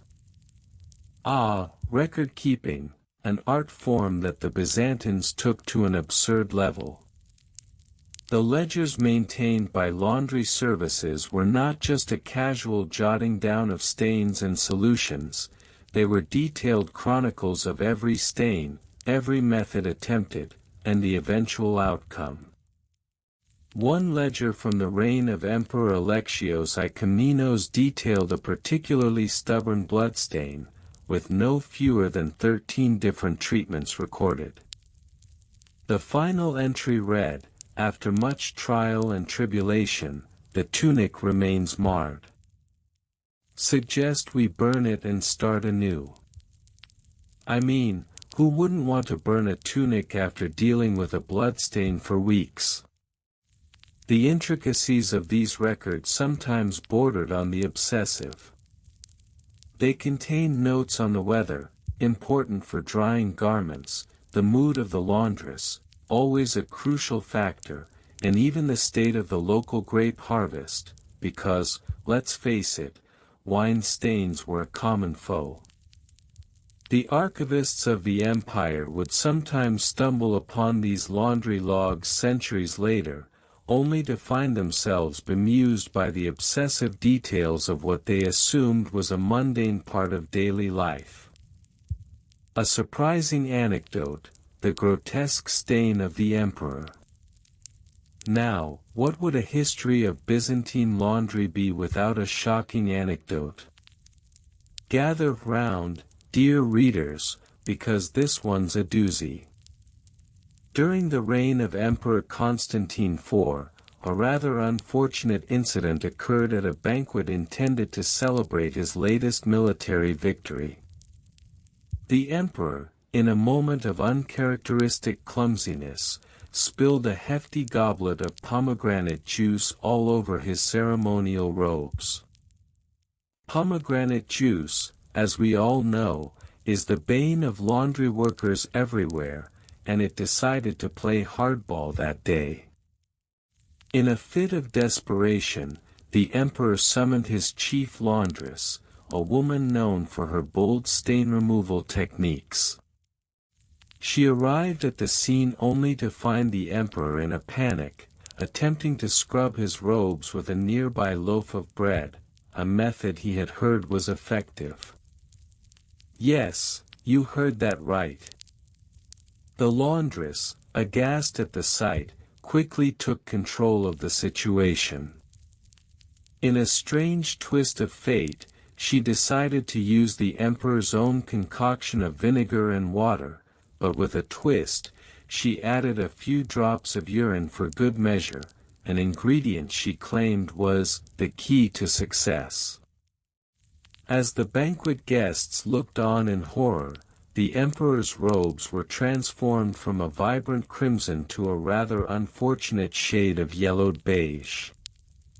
The sight prompted a wave of laughter that echoed through the hall, but not before the emperor's dignity was thoroughly stained. Instead of being enraged, Constantine IV decided to embrace the mishap, declaring, "This is a new fashion trend." And thus, a new style of imperial robe was born, a mix of red, yellow, and a hint of embarrassment that would go down in history as the pomegranate incident. From that day forth, the phrase, "Don't let the laundry go to your head," became a popular adage among the Byzantine elite, a reminder that even emperors are not immune to the perils of stain removal. Conclusion: the legacy of laundry in Byzantium. And there you have it, the dreary yet oddly fascinating history of Byzantine imperial laundry stain removal protocols. The Byzantine Empire's obsession with cleanliness, while perhaps a bit excessive, reflects the intricacies of a society that valued not just the splendor of its garments but the stories they told. From the regional variations and laws to the logistics and record-keeping, the world of Byzantine laundry was anything but mundane. So, the next time you find yourself grappling with a stubborn stain, remember the emperors of Byzantium. They might have dealt with blood, wine, and pomegranate juice, but they also left behind a tapestry of hilarious anecdotes and absurd regulations that still bring a smile to our faces today. As we continue to fight the good fight against stubborn stains, let's raise a glass, preferably one that is not filled with pomegranate juice, to the laundresses of yore, who battled the stains of history with wit, wisdom, and a healthy dose of irreverence. The dreary history of Byzantine imperial laundry stain removal protocols. If you've ever found yourself pondering the myriad of things that make up Byzantine history, the mind often flits to grand palaces, power-hungry emperors, and religious schisms. However, buried under the velvet drapes of imperial courts and the weighty tomes of theological debate lies a subject so tragically underappreciated that it could reduce even the most stoic historian to fits of giggles: the Byzantine imperial laundry stain removal protocols. Yes, dear reader, while the world was busy recording the Crusades, the fall of Constantinople, and the exploits of Justinian, the laundry room was bustling with its own set of dramas, one that involved regional variations, convoluted laws, meticulous record-keeping, and even the occasional bout of grotesque hilarity. ##### regional variations over time. Let's start by establishing a fundamental truth: laundry is no mere chore, it is an art form, and like any art, it differs from region to region. The Byzantines, with their expansive empire stretching from the shores of the Aegean to the edges of the Black Sea, were no strangers to this. Depending on where you found yourself, the method for tackling those pesky grape juice stains from last night's banquet could vary significantly. In the court of Constantinople, where the air was thick with the scent of luxury, the preferred method of stain removal was an elaborate concoction of white wine and ash. Yes, you read that correctly. The Byzantine elite believed that the leftover remnants from their precious wine could work miracles on fabric, though it's debatable whether they were more concerned about their garments or the potential for a future hangover. Meanwhile, in the more rustic provinces, the stain removal techniques were decidedly more down-to-earth, or perhaps down to mud. Peasants in Anatolia relied on a good, old-fashioned scrub with a mixture of goat's milk and dirt. This was often accompanied by a spirited debate about whether it was better to sacrifice a goat for the sake of cleanliness or to simply embrace the natural eau de farm. ####laws, edicts, taxes, and ledgers. As with any good Byzantine endeavor, the handling of laundry was not without its bureaucratic entanglements. The imperial laundry regulations of 527 AD, an edict that, quite frankly, should have received an award for its sheer audacity, mandated that all laundry be properly documented in official ledgers. Yes, you heard it right. The Byzantine emperors had a thing for keeping records, and every stain removal process was meticulously logged. Imagine the scene: a clerk in a dimly lit room, quill in hand, noting the precise methods used to remove the stubborn pomegranate stain from the imperial toga. Used vinegar and crushed snail shells. Date: March 12, 528 AD. It was a bureaucrat's dream, or nightmare, depending on your perspective.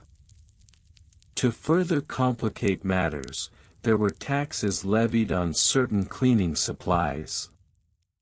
The infamous laundry tax was introduced under Emperor Leo VI and was designed to fund the construction of aqueducts. The rationale? Clean laundry requires plenty of water, and what better way to ensure a steady supply than taxing the very act of cleaning?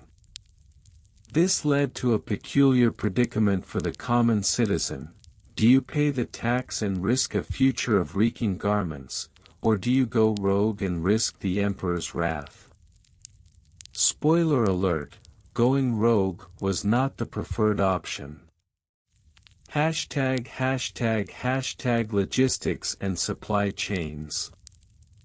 When it comes to the Byzantine Empire, one cannot discuss laundry without acknowledging the complexities of logistics. As the empire expanded, so did the supply chains for laundry materials. The most sought-after product was a type of soap made from the ashes of the olive tree mixed with seawater, henceforth known as Byzantine suds. This soap was so prized that it was sometimes used as currency, leading to the bizarre phenomenon of merchants trading in soap bars during market days. Transporting these precious goods was no easy task.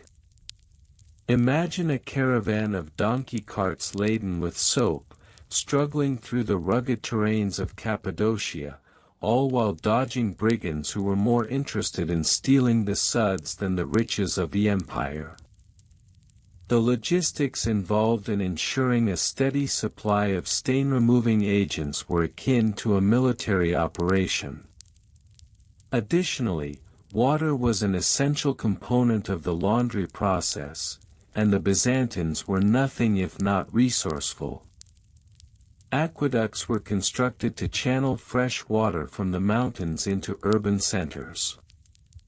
However, in some regions, water was so scarce that laundry day became a community event. Neighbors would gather with buckets and bowls, engaging in a social gathering that was reminiscent of a modern-day block party, albeit with more grime and less glitter. ### record keeping with lots of specifics. As already mentioned, the Byzantine obsession with record keeping extended into the realm of laundry. The Imperial Laundry Ledger is a prime example of this fixation. This document chronicled everything from the types of stains encountered to the specific methods employed to combat them. The ledger served not only as a practical guide but also as a historical artifact, an insight into the daily lives of those living in the shadows of emperors. One particularly fascinating entry describes the disastrous aftermath of a royal feast during the reign of Emperor Manuel I Comnenos. After an evening of lavish dining, the imperial laundry staff was faced with the Herculean task of removing a veritable rainbow of stains from the emperor's silken garments. The ledger notes that the staff utilized a blend of saffron, honey, and crushed roses to tackle the red wine, while the leftover fig jam was dealt with using a concoction of yogurt and wild thyme. And while this might seem extravagant, it was just a Tuesday for the Byzantine elite. In a particularly morose entry, the ledger also recorded the unfortunate incident of a disgruntled laundry maid who, in a fit of rage after being scolded for not properly removing a butter stain from a noble's cloak, decided to take matters into her own hands. The entry reads, on June 15, 1146, the maid in question, after much deliberation, chose to accidentally mix the royal garments with a pot of boiling water, leading to a regrettable shrinkage of 40% in the emperor's favorite toga. While the punishment was severe, one can't help but admire her spirit, a true testament to the adage of, if you can't beat them, boil them. ##### One surprising, borderline grotesque anecdote. But we cannot conclude this exploration of Byzantine laundry without delving into one particularly grotesque anecdote that serves as a reminder that history is often stranger than fiction. The year was 1071, and the Battle of Manzikert had seen the Byzantine forces thoroughly trounced by the Seljuk Turks. As the imperial court dealt with the fallout from this military disaster, a rather odd tradition emerged from the chaos. In the aftermath, a peculiar competition arose among the palace laundresses. The challenge? To find the most effective stain removal method using the remnants of the battlefield. Yes, you read that right. The laundresses, spurred on by a mix of desperation and competitive spirit, began scouring the battlefield for materials. They reported back with various concoctions, each more bizarre than the last. One particular entry in the imperial laundry ledger describes the use of battle residue, a euphemism for whatever detritus was left behind by the fallen soldiers, in an attempt to tackle stubborn stains.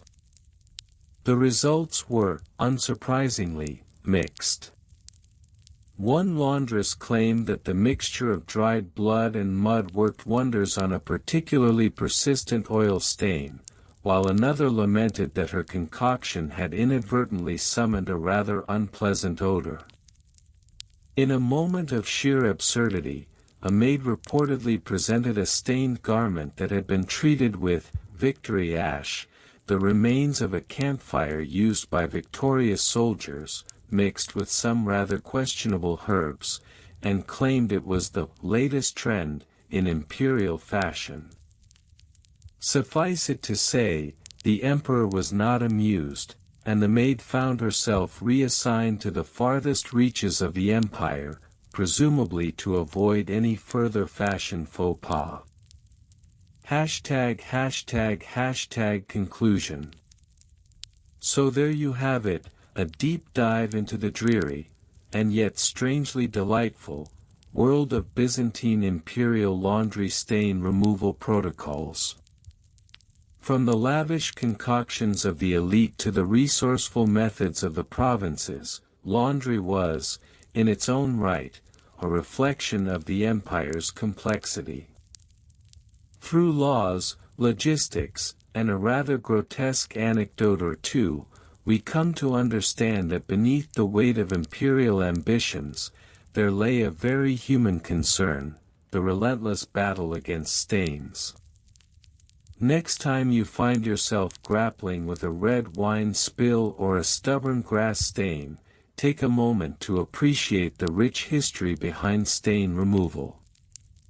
After all, if the Byzantine Empire could turn laundry into an elaborate bureaucratic affair, we can certainly handle a little laundry drama in our modern lives. Now, If only someone could figure out how to get that coffee stain out of my favorite shirt. The dreary history of Byzantine imperial laundry stain removal protocols. Once upon a time in a land of glittering mosaics, imperial intrigues, and a surprisingly robust trade in stained linens, there existed a Byzantine empire so vast and complex it could put any modern-day bureaucratic quagmire to shame.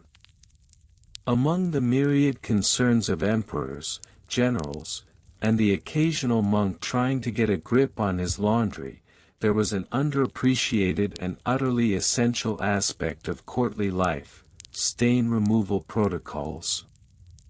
Yes, dear reader, even the most powerful rulers of Byzantium were not immune to the travails of grease spots and red wine spills, sometimes even on their togas during particularly rowdy banquets. ### Regional variations over time. Let's set the stage, or rather, the laundry line. Picture Constantinople, the jewel of the empire, where the Bosphorus glimmers like the diamond-encrusted crowns of the emperors. In this bustling metropolis, different neighborhoods had their own unique laundry traditions. The wealthy elite favored a blend of white vinegar and olive oil for their delicate fabrics, a concoction that, while effective, was also a little too gourmet for the average peasant. Meanwhile, in the back alleys where the common folk dwelled, laundry solutions were decidedly more rustic. One particularly popular mix involved a hearty potion of fermented cabbage juice. Yes, you read that right. The lower classes took their laundry woes and turned them into a briny, fermented challenge, knowing full well that the smell would at least keep the neighbors at bay. As the empire expanded, so too did the laundry practices. In the provinces of Syria and Egypt, for instance, the introduction of local herbal remedies transformed the laundry landscape.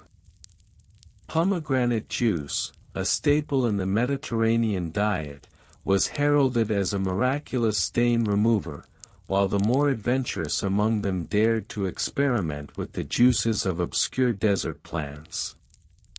The results? Mixed, to say the least.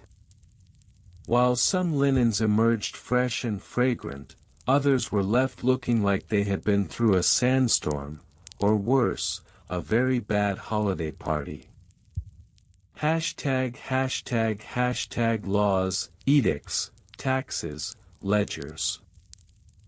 Now, what's a Byzantine emperor without a little legislation to spice things up?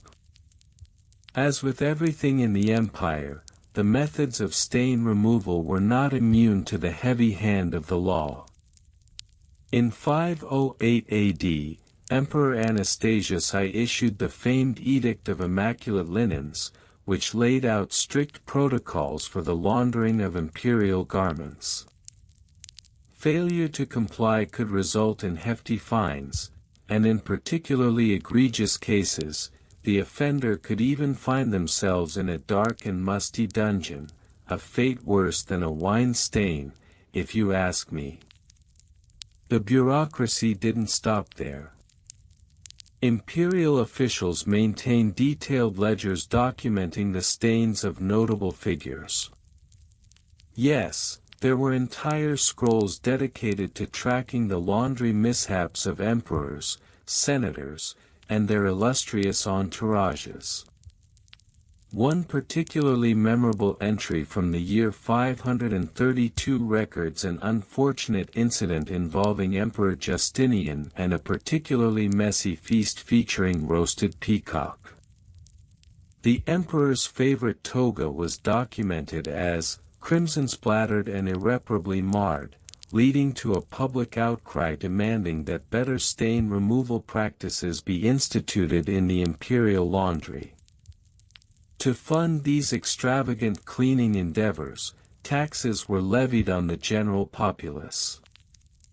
The tax on stains became a thing, where citizens were charged based on the number of visible stains on their clothing.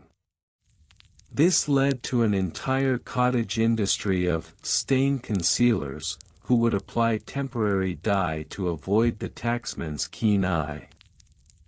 Imagine the scandal when the emperor himself was caught wearing a tunic that had been hastily dyed to escape the tax collectors.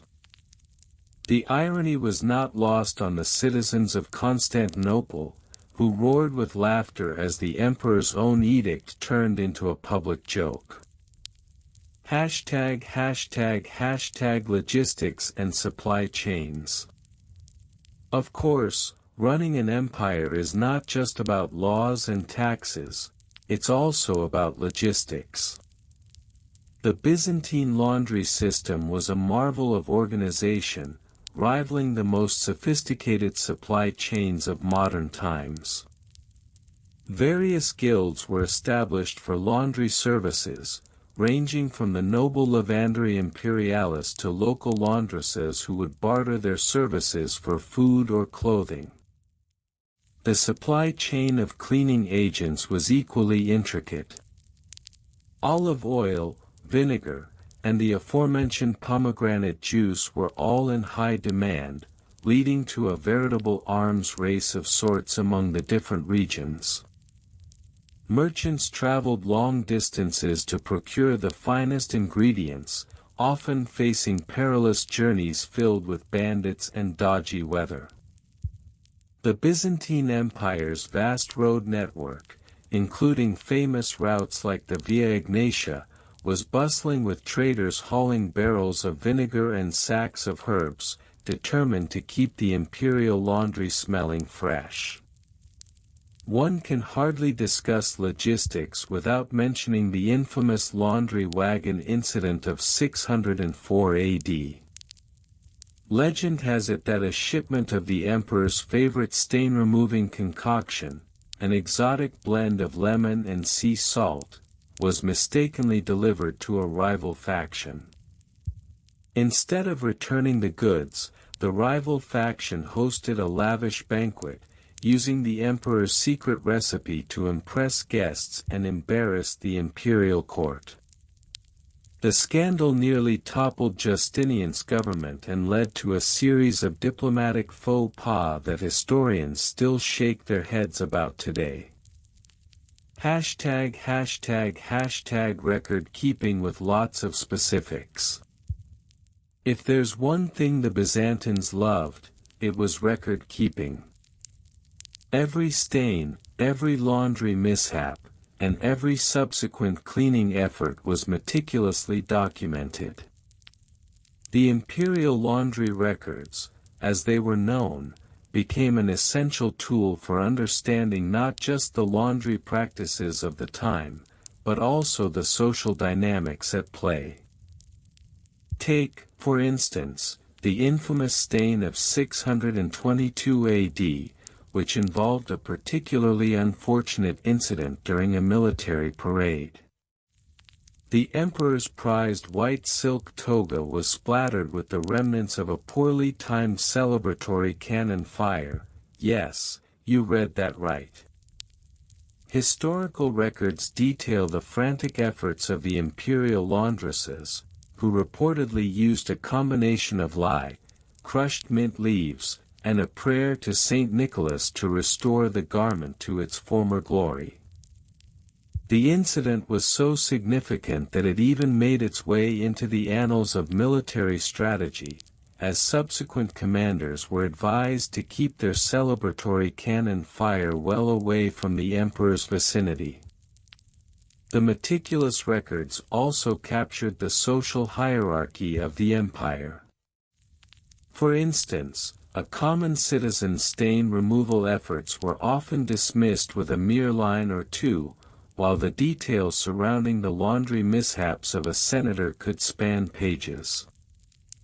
This led to a culture where the cleanliness of one's clothing was equated with social standing, creating an endless cycle of competition among the elites to appear pristine at all times, lest they risk being laughed at by the very same peasants who were secretly engaging in their own laundry tricks. One surprising, borderline grotesque anecdote.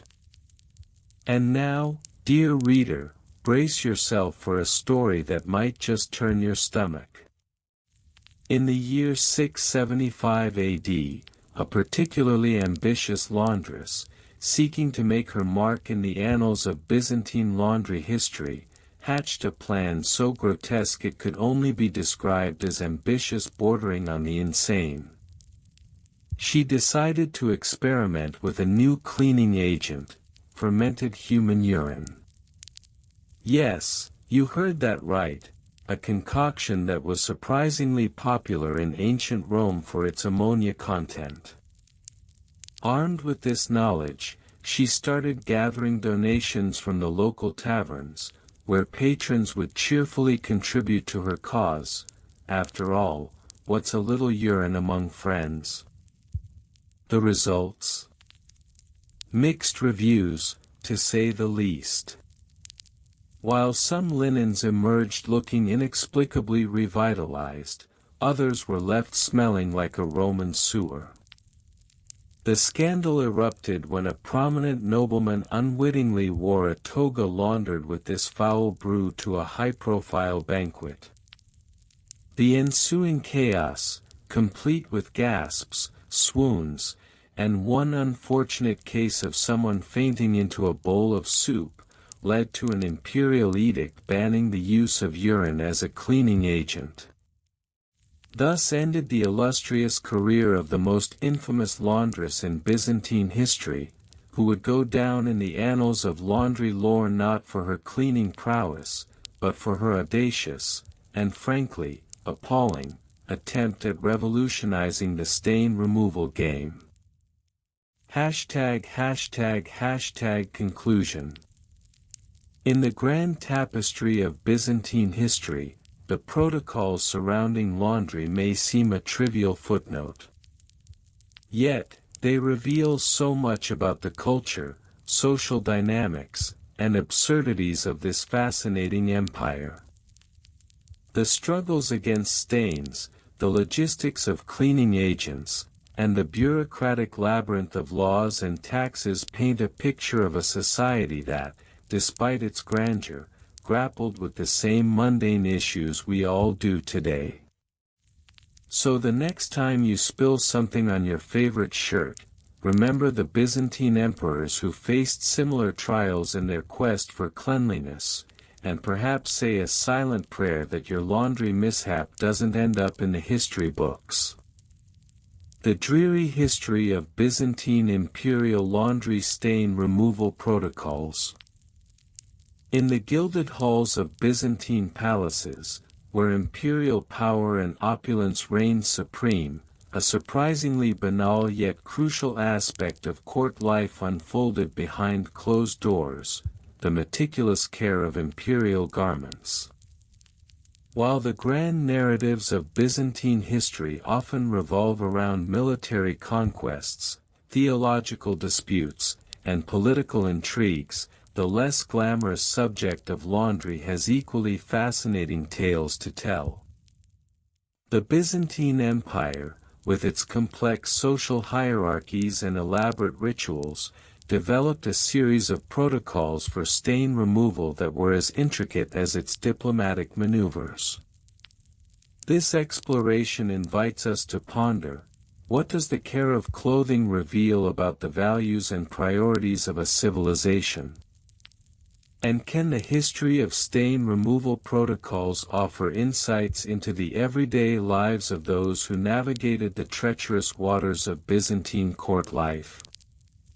Minor figures and petty rules. The Byzantine court was not only a place of emperors and generals, it also housed a myriad of minor figures whose roles, though seemingly trivial, contributed to the empire's grand narrative. Among them were the hypatos tou stratiaticou, the military commander tasked with ensuring that the imperial garments were fit for a ruler, and the combs, responsible for overseeing the laundry staff. These minor officials were often the unsung heroes of the court, wielding power over garments that symbolized the authority of the emperor. The laundry staff itself consisted of an array of workers, each with a specific responsibility. The loroi, or laundresses, were primarily women, often of lower social standing, whose work was essential for maintaining the cleanliness of the emperor's garments. A petty rule enforced by the Hypatos mandated that all stains be reported and documented in a ledger, complete with the date of the incident, the type of fabric involved, and the cleaning method attempted. Such regulations not only ensured accountability but also reflected the Byzantine obsession with order and precision. Case studies with dates and lists. One particularly noteworthy case from the year 1071 involved a significant incident during a banquet hosted by Emperor Romanos IV Diogenes. As the feast unfolded, a nobleman accidentally spilled wine on the emperor's ceremonial tunic, a garment embroidered with intricate gold thread and adorned with precious gemstones. The Hypatos was immediately summoned, and the incident was recorded in the imperial laundry ledger, listing the date, the type of stain, red wine, and the proposed solution, a mixture of vinegar and salt followed by a rinse in water infused with rose petals. In another case from 1185, an imperial garment suffered from a stubborn ink stain after a hasty signing of documents by Emperor Isaac II Angelos. The laundry staff resorted to an ancient Roman technique, using a blend of egg whites and powdered chalk, which was then applied liberally before soaking the fabric in a mixture of warm water and lye.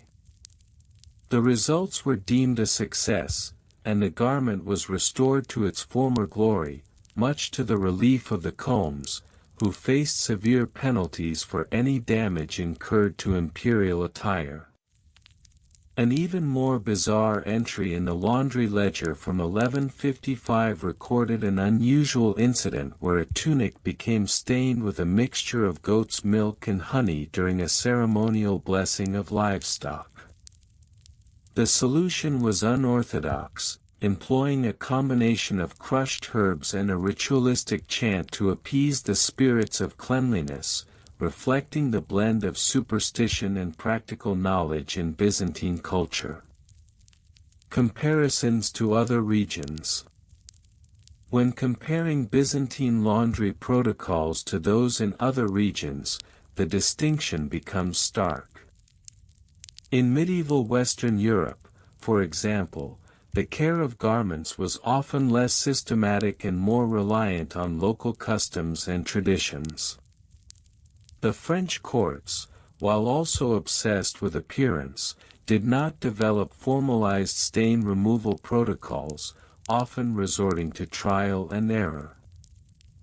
In contrast, the Byzantine Empire's structured approach to garment maintenance indicated a cultural prioritization of order, cleanliness, and the visual representation of imperial authority. In Islamic courts, the care of fabrics was similarly meticulous, with a focus on the use of natural dyes and oils for fragrance. The protocols in these regions often included the use of saffron or rosewater to remove stains, emphasizing the sensory experience of clothing care. This cross-cultural examination reveals not only the diverse methods employed in garment care but also hints at the values of each society. While the Byzantines sought to maintain a semblance of control and propriety through their detailed protocols, other cultures may have celebrated the imperfections of life with less strict adherence to cleanliness. Archaeological tidbits. Archaeological discoveries have shed light on the Byzantine laundry practices of the era. Excavations at sites like the Great Palace of Constantinople have unearthed remnants of ancient laundry facilities, complete with basins for soaking garments and tools for scrubbing. These findings have been invaluable in reconstructing the daily lives of the Byzantine people. One fascinating artifact, discovered in a 10th-century layer of the palace, was a ceramic vessel inscribed with various cleaning recipes. The vessel contained residues of natural ingredients like olive oil, ash, and various herbs. Analysis of these residues revealed the diverse methods employed in stain removal, indicating not only the sophistication of their cleaning techniques but also the importance placed on maintaining textiles in a state worthy of imperial presentation. Additionally, the discovery of a ledger from the 12th century in a monastery's library documented the cleaning processes used for ecclesiastical garments, paralleling those of the imperial court. This underscores the widespread significance of laundry protocols across different strata of Byzantine society, illustrating how even the clergy adhered to a standard of cleanliness reflective of their spiritual duties. Rhetorical questions to hook curiosity. What unseen forces shaped the way emperors presented themselves to their subjects through their garments? And how did the fate of a single stain influence the perception of imperial authority? As we delve deeper into the dreary history of Byzantine laundry stain removal protocols, we uncover an intricate web of social dynamics, cultural beliefs, and everyday struggles that defined the lives of those who lived in the shadow of an empire. Conclusion. In conclusion, the Byzantine Empire's stain removal protocols reveal an unexpected layer of its history, one that intertwines the mundane with the majestic.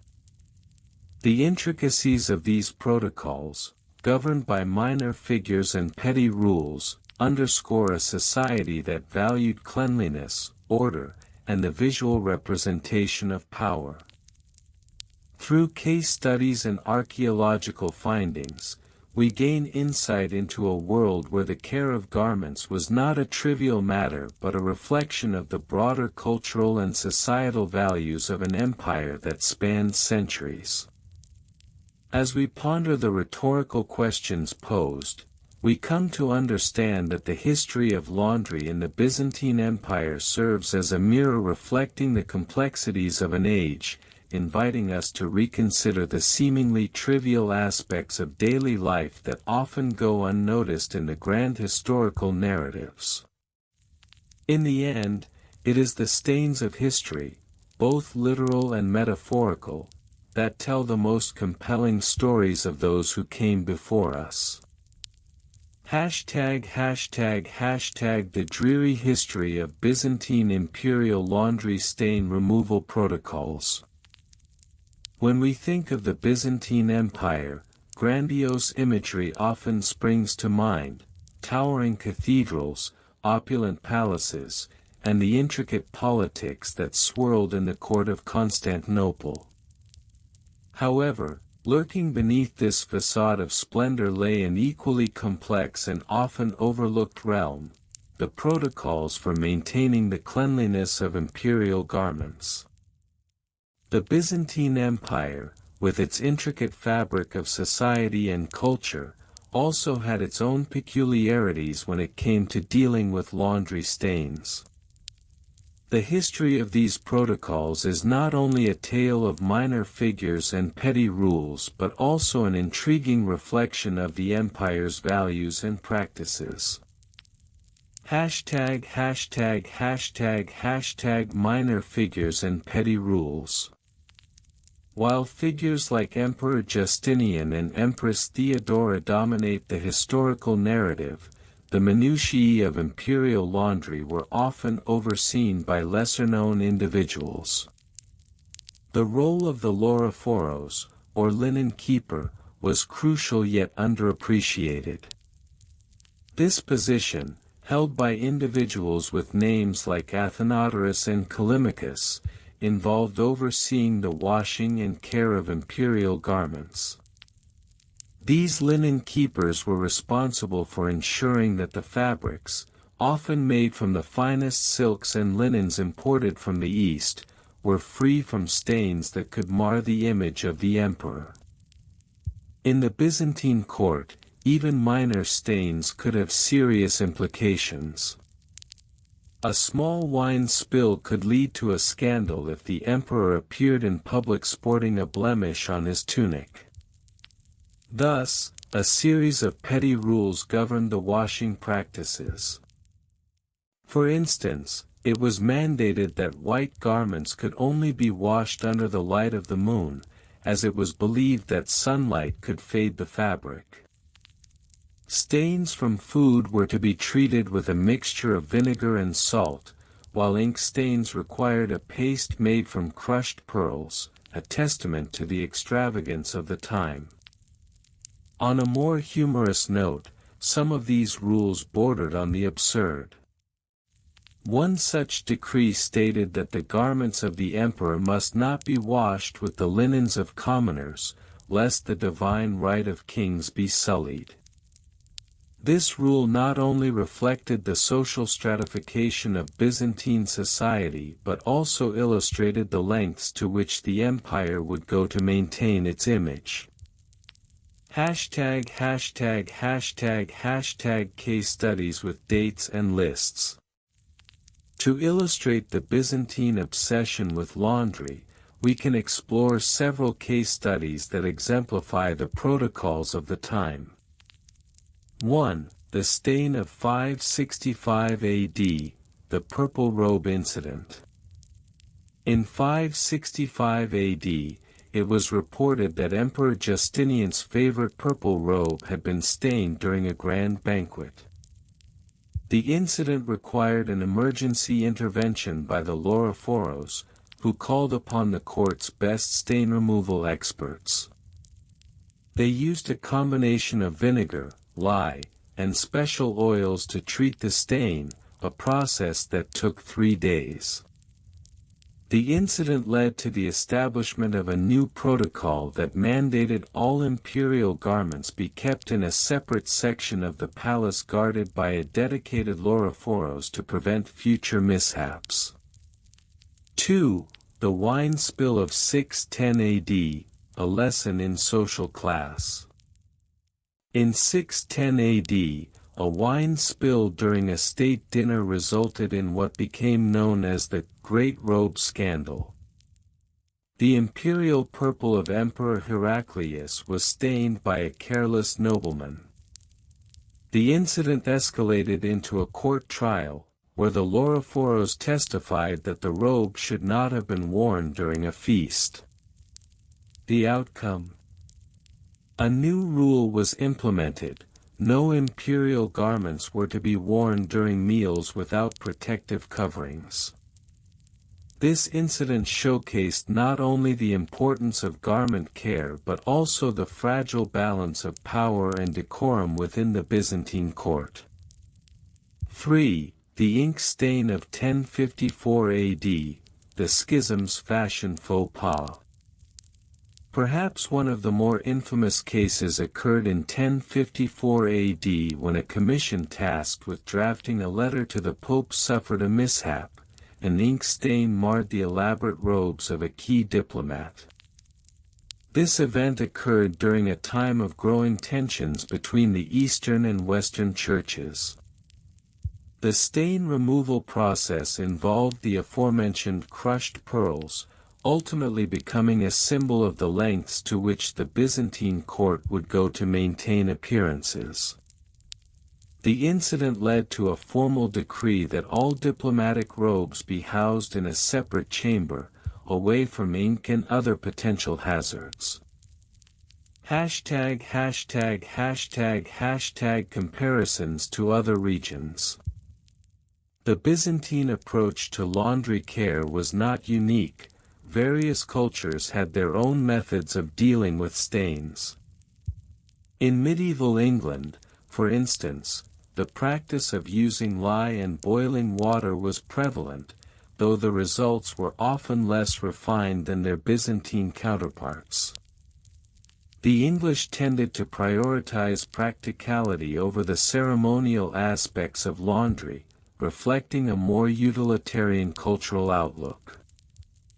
In contrast, the Chinese during the Tang dynasty, 618 to 907 AD, had developed sophisticated washing techniques utilizing the natural properties of certain plants and minerals, showcasing a deep understanding of chemistry that rivaled Byzantine practices. They often used a plant called saponaria, soapwort, to create lather, and their dyes were as vibrant as those sought by the Byzantines. Moreover, in the Islamic world, laundry was often performed in communal baths, known as hammams, where cleanliness was considered a religious duty. The emphasis on cleanliness in Islamic culture had a profound influence on the Byzantine practices, especially as trade routes and cultural exchanges flourished. Archaeological tidbits. Archaeological finds have unearthed various tools and artifacts related to Byzantine laundry practices. For example, remnants of ancient laundry facilities have been discovered in Constantinople, revealing large basins designed for soaking and washing rich fabrics. These basins were often adorned with intricate carvings, indicating that even the act of laundering was imbued with artistic significance. Additionally, ancient manuscripts have surfaced that include recipes and remedies for stain removal, offering a glimpse into the materials and methods that were valued in Byzantine society. One such manuscript, dated to the 12th century, lists over 20 different methods for treating specific stains, from the common to the bizarre. Interestingly, some archaeological digs have revealed remnants of laundry soaps that contained animal fats mixed with ashes, suggesting an early understanding of saponification, a process that later became fundamental to soap making. These findings underscore the sophisticated level of domestic technology that existed within the Byzantine Empire, often overshadowed by its political and military history. Rhetorical questions. As we delve into the dreary details of Byzantine imperial laundry practices, one must wonder, what does the obsession with cleanliness say about the values of a civilization that prided itself on its divine right to rule? Can the meticulous care of garments be seen as a reflection of the empire's attempts to project power and stability in a time of political uncertainty? The Byzantine Empire's approach to laundry stain removal may seem trivial at first glance, but it opens a door to understanding the societal norms, cultural priorities, and the intricate web of relationships that define this remarkable civilization. As we peel back the layers of history, we uncover the less glamorous, yet equally significant, aspects of life in the Byzantine Empire, a world where even the smallest stain could bear the weight of an emperor's legacy. Through this lens, we can appreciate that history is not merely composed of grand battles and monumental achievements but is also shaped by the daily rituals and practices that, while seemingly mundane, provide insight into the values and concerns of those who lived in that era. The Byzantine imperial laundry stain removal protocols may have faded into obscurity, but they remind us that even the most ordinary aspects of life can hold extraordinary significance. The dreary history of Byzantine imperial laundry stain removal protocols. The Byzantine Empire, often romanticized for its grandeur, political intrigues, and artistic achievements, had a less glamorous side that involved the meticulous care of imperial robes. This care extended beyond simple washing to encompass an entire protocol for stain removal, reflecting the empire's obsession with cleanliness and appearance. The laundry techniques of the Byzantine court were not merely practical but also steeped in superstition, class distinctions, and an intricate web of minor figures and petty rules. ###minor figures and petty rules. While the Byzantine emperors often received the lion's share of historical attention, a plethora of minor figures played crucial roles in the empire's laundry protocols. For instance, the Alpha Lambda, or courtier responsible for managing the imperial wardrobe, was a title held by individuals of varying status, often drawn from the lower nobility. These men and women were tasked not just with the upkeep of garments but also with the implementation of specific stain removal protocols based on the type of fabric and dye used. One particularly fascinating figure was Theodora of the Laundry, a lesser-known but pivotal character who served during the reign of Emperor Justinian I, 527 to 565 AD. Theodora was reputed to have developed a unique method for removing the stubborn stains caused by the vivid dyes used in imperial garments. She instructed her staff to use a mixture of vinegar and olive oil for silks, a technique that became codified in the Codex Theodosianus as a standard procedure. Beyond Theodora, various petty rules governed the laundry practices of the Byzantine court. For instance, certain colors were strictly associated with specific social classes. Purple, for example, was reserved for emperors, while lower-ranking officials were forbidden from wearing any shade of this royal hue. As a result, the protocols for washing these garments were often more elaborate, requiring the involvement of specialized launderers, known as Kappa Alpha Theta Alpha Rho Iota Sigma Tau, Catharists, who were trained to handle such delicate fabrics. ###Case studies with dates and lists. Throughout Byzantine history, various case studies illustrate the complexity of stain removal protocols. One notable incident occurred in 1204 during the Fourth Crusade. After the sack of Constantinople, many imperial garments were subjected to unspeakable stains, ranging from wine spills to mud. An imperial edict dated September 15, 1204, mandated a comprehensive cleaning of the royal wardrobe, detailing the following steps. 1. Preparation of the cleaning solution, a mixture of water from the Bosphorus, white wine, and rose petals was deemed the most effective for silks. 2. Soaking duration, garments were to be soaked for a minimum of 24 hours to ensure proper cleansing. 3. Gentle scrubbing, using a brush made from goat hair, the launderers were instructed to scrub the fabric gently, never in circular motions, which could damage the weave. 4.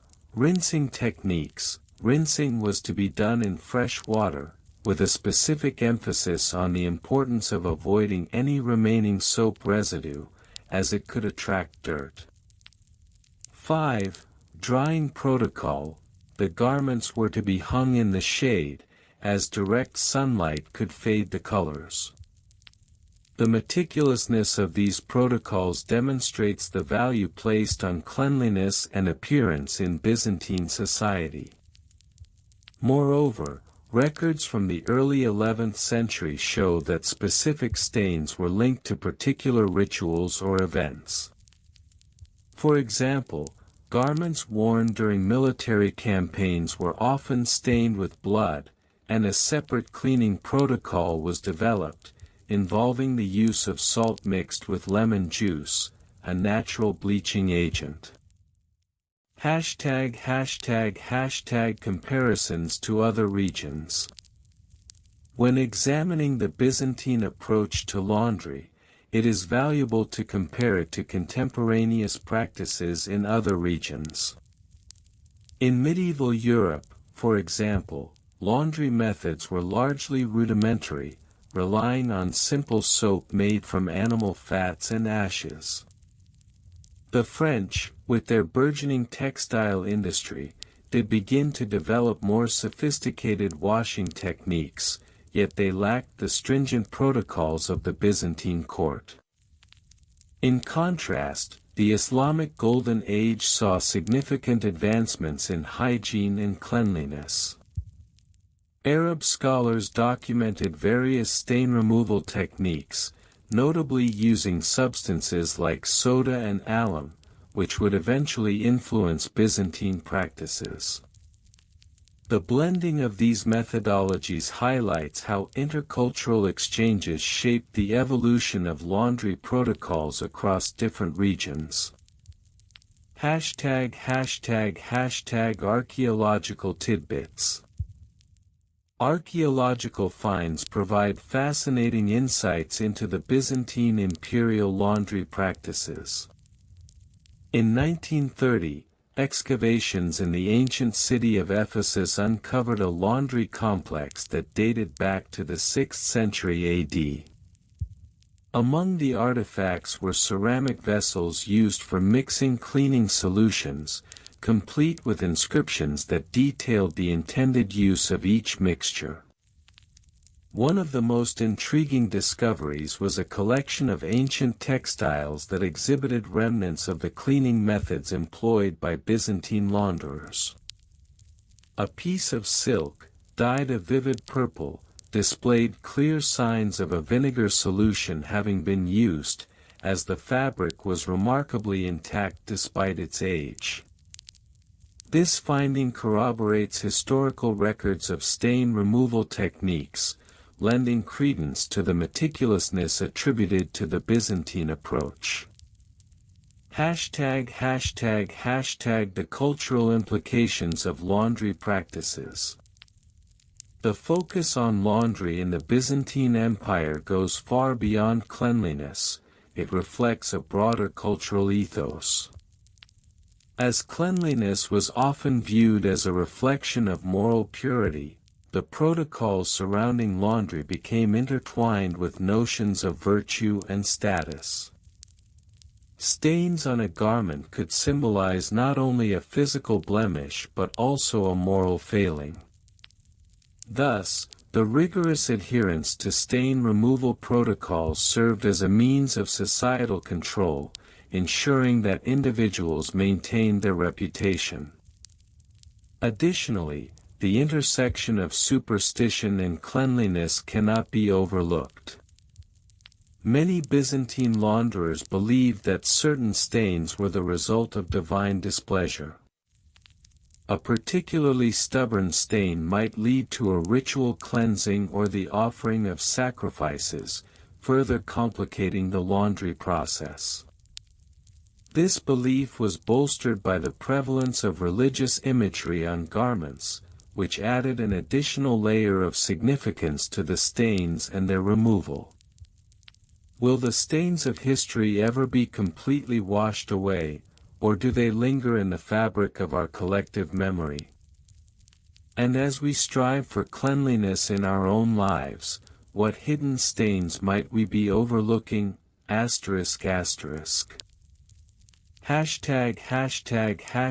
Conclusion. The Byzantine Empire's laundry stain removal protocols, while seemingly trivial, reveal much about the society that crafted them. They serve as a lens through which we can examine broader themes of cleanliness, status, and morality within a culture that was as intricate as its textiles. The minor figures and petty rules that governed these practices, along with the case studies and archaeological evidence, paint a vivid picture of a society that placed immense value on appearance and purity. The Byzantine approach to laundry, with its blend of practicality and superstition, stands in stark contrast to the practices of its contemporaries. As we delve into these historical intricacies, we are reminded that even the most mundane aspects of life can hold significant cultural weight, challenging us to reconsider the legacies we leave behind. In the end, the dreary history of Byzantine imperial laundry stain removal protocols is not just a story of garments and stains, it is a reflection of an empire's values, beliefs, and the enduring human struggle for cleanliness and order in a chaotic world. The dreary history of Byzantine imperial laundry stain removal protocols. The Byzantine Empire, a civilization renowned for its rich tapestry of culture, politics, and religion, also possessed an intricate system of laundry protocols that mirrored the complexity of its imperial ambitions.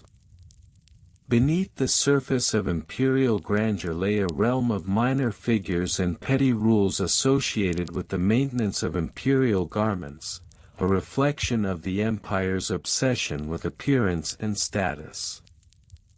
As we delve deeper into the Byzantine laundry protocols, we encounter a peculiar intersection of socio-political dynamics, historical case studies, and cross-regional comparisons that add texture to this oft-overlooked aspect of Byzantine life. Minor figures and petty rules. In the Byzantine court, the role of the laundry overseer, often referred to as the kaidanophoroi, was pivotal. This minor figure, often overlooked in the grand hierarchy of the court, held considerable influence over the appearance of the emperor and his court. Their duties extended beyond mere cleaning. They were responsible for ensuring that the garments of the elite reflected the opulence of the empire. Rules governing the washing of the emperor's robes mandated the use of a specific soap made from olive oil and lye, concocted by skilled artisans known as saponaries. Such stringent requirements were indicative of the empire's obsession with cleanliness and status, as any deviation could lead to social faux pas, or worse, a scandal. One particularly petty rule dictated that only the finest, hand-spun linen could be used for the emperor's undergarments, a stipulation that reflected the hierarchy of textiles within Byzantine society. The use of lower-quality fabrics was seen as a stain on the emperor's honor and could lead to public disgrace. This obsession with fabric quality extended to the identification of stains. Various types of stains, be it blood, wine, or oil, required distinct treatments, and the wrong remedy could spell disaster for the fabric's longevity and, by extension, the reputation of the wearer. Case studies with dates and lists. The Byzantine Empire's laundry protocols were not merely theoretical but were put into practice through documented case studies that reveal the intricate methods used to combat stains. One notable case occurred in 1094 AD, when a particularly extravagant banquet hosted by Emperor Alexios I Komnenos resulted in widespread staining of the imperial silks. The aftermath included a detailed report by the kaidanophoroi, documenting the stains and the subsequent treatment protocols employed to restore the garments to their former glory. 1. Wine stains. The protocol mandated immediate blotting with a cloth soaked in vinegar, followed by a thorough rinse in cold water. 2. Grease stains. A mixture of flour and water was to be applied to absorb the grease before washing with a soap solution. 3. Blood stains. A paste of salt and vinegar was prepared, which was then applied directly to the stain before rinsing. Another significant incident occurred during the reign of Emperor Justinian in 527 AD. A notorious stain on the emperor's ceremonial cloak prompted an urgent meeting of the royal laundresses, who debated the best method of removal. The incident was so serious that it required the intervention of a high-ranking official, leading to a decree that outlined the imperial stain removal protocols, which became a reference for future laundresses. Comparisons to other regions. When compared to other regions, Byzantine stain removal protocols appear both elaborate and somewhat excessive.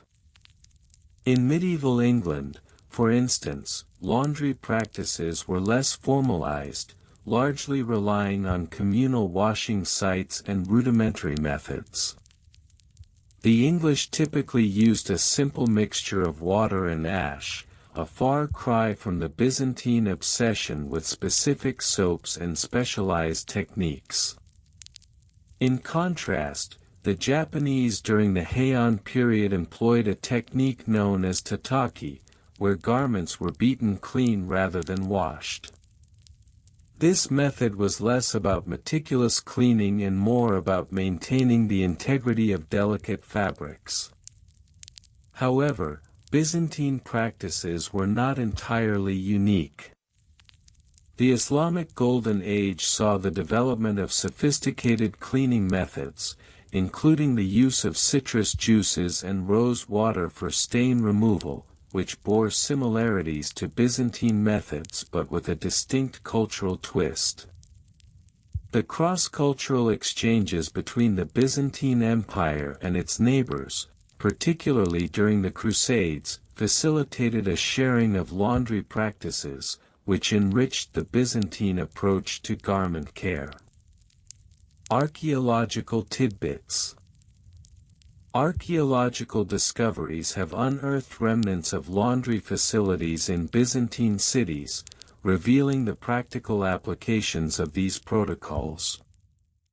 Excavations in Constantinople have revealed large basins and remnants of ancient soaps, suggesting that laundry was not merely a domestic concern but a significant industry. The remnants of a soap factory in the 10th century suburb of Blacherny indicate that the production of cleaning agents was a thriving business, with evidence of various soap-making techniques and ingredients, including the aforementioned olive oil and lye.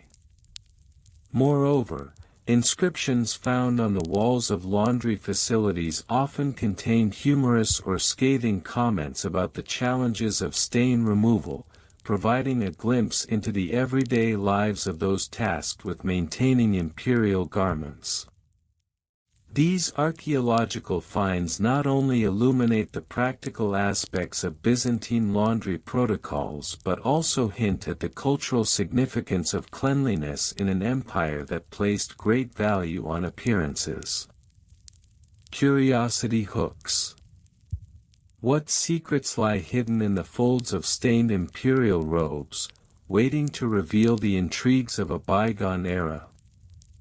Could the meticulous attention given to laundry stains illuminate the deeper socio-political fabric of the Byzantine Empire, reflecting its values and priorities in ways we have yet to fully understand? In conclusion, the history of Byzantine imperial laundry stain removal protocols is a rich tapestry woven with minor figures, petty rules, and fascinating case studies that mirror the complexities of the empire itself. As we explore the meticulous nature of these practices, we find that even in the most mundane aspects of life, the echoes of history persist, urging us to further investigate the narratives that shaped a civilization. And that's a wrap on today's episode. We dove deep into the world of topic, where we learned that even the most mundane things can spark a wildfire of curiosity. Who knew that? Witty line related to the topic. Here's a surprising tidbit for you. Did you know that? Surprising closing fact. Mind-blowing, right? If you enjoyed the ride, don't forget to hit that like button, subscribe for more mind-bending content, and drop a comment below with your thoughts. We love hearing from you. For even more intriguing insights, check out our related episodes. There's a treasure trove waiting for you. And hey, why not turn on loop so this episode can play on repeat until you drift off to dreamland? Sweet dreams and see you next time.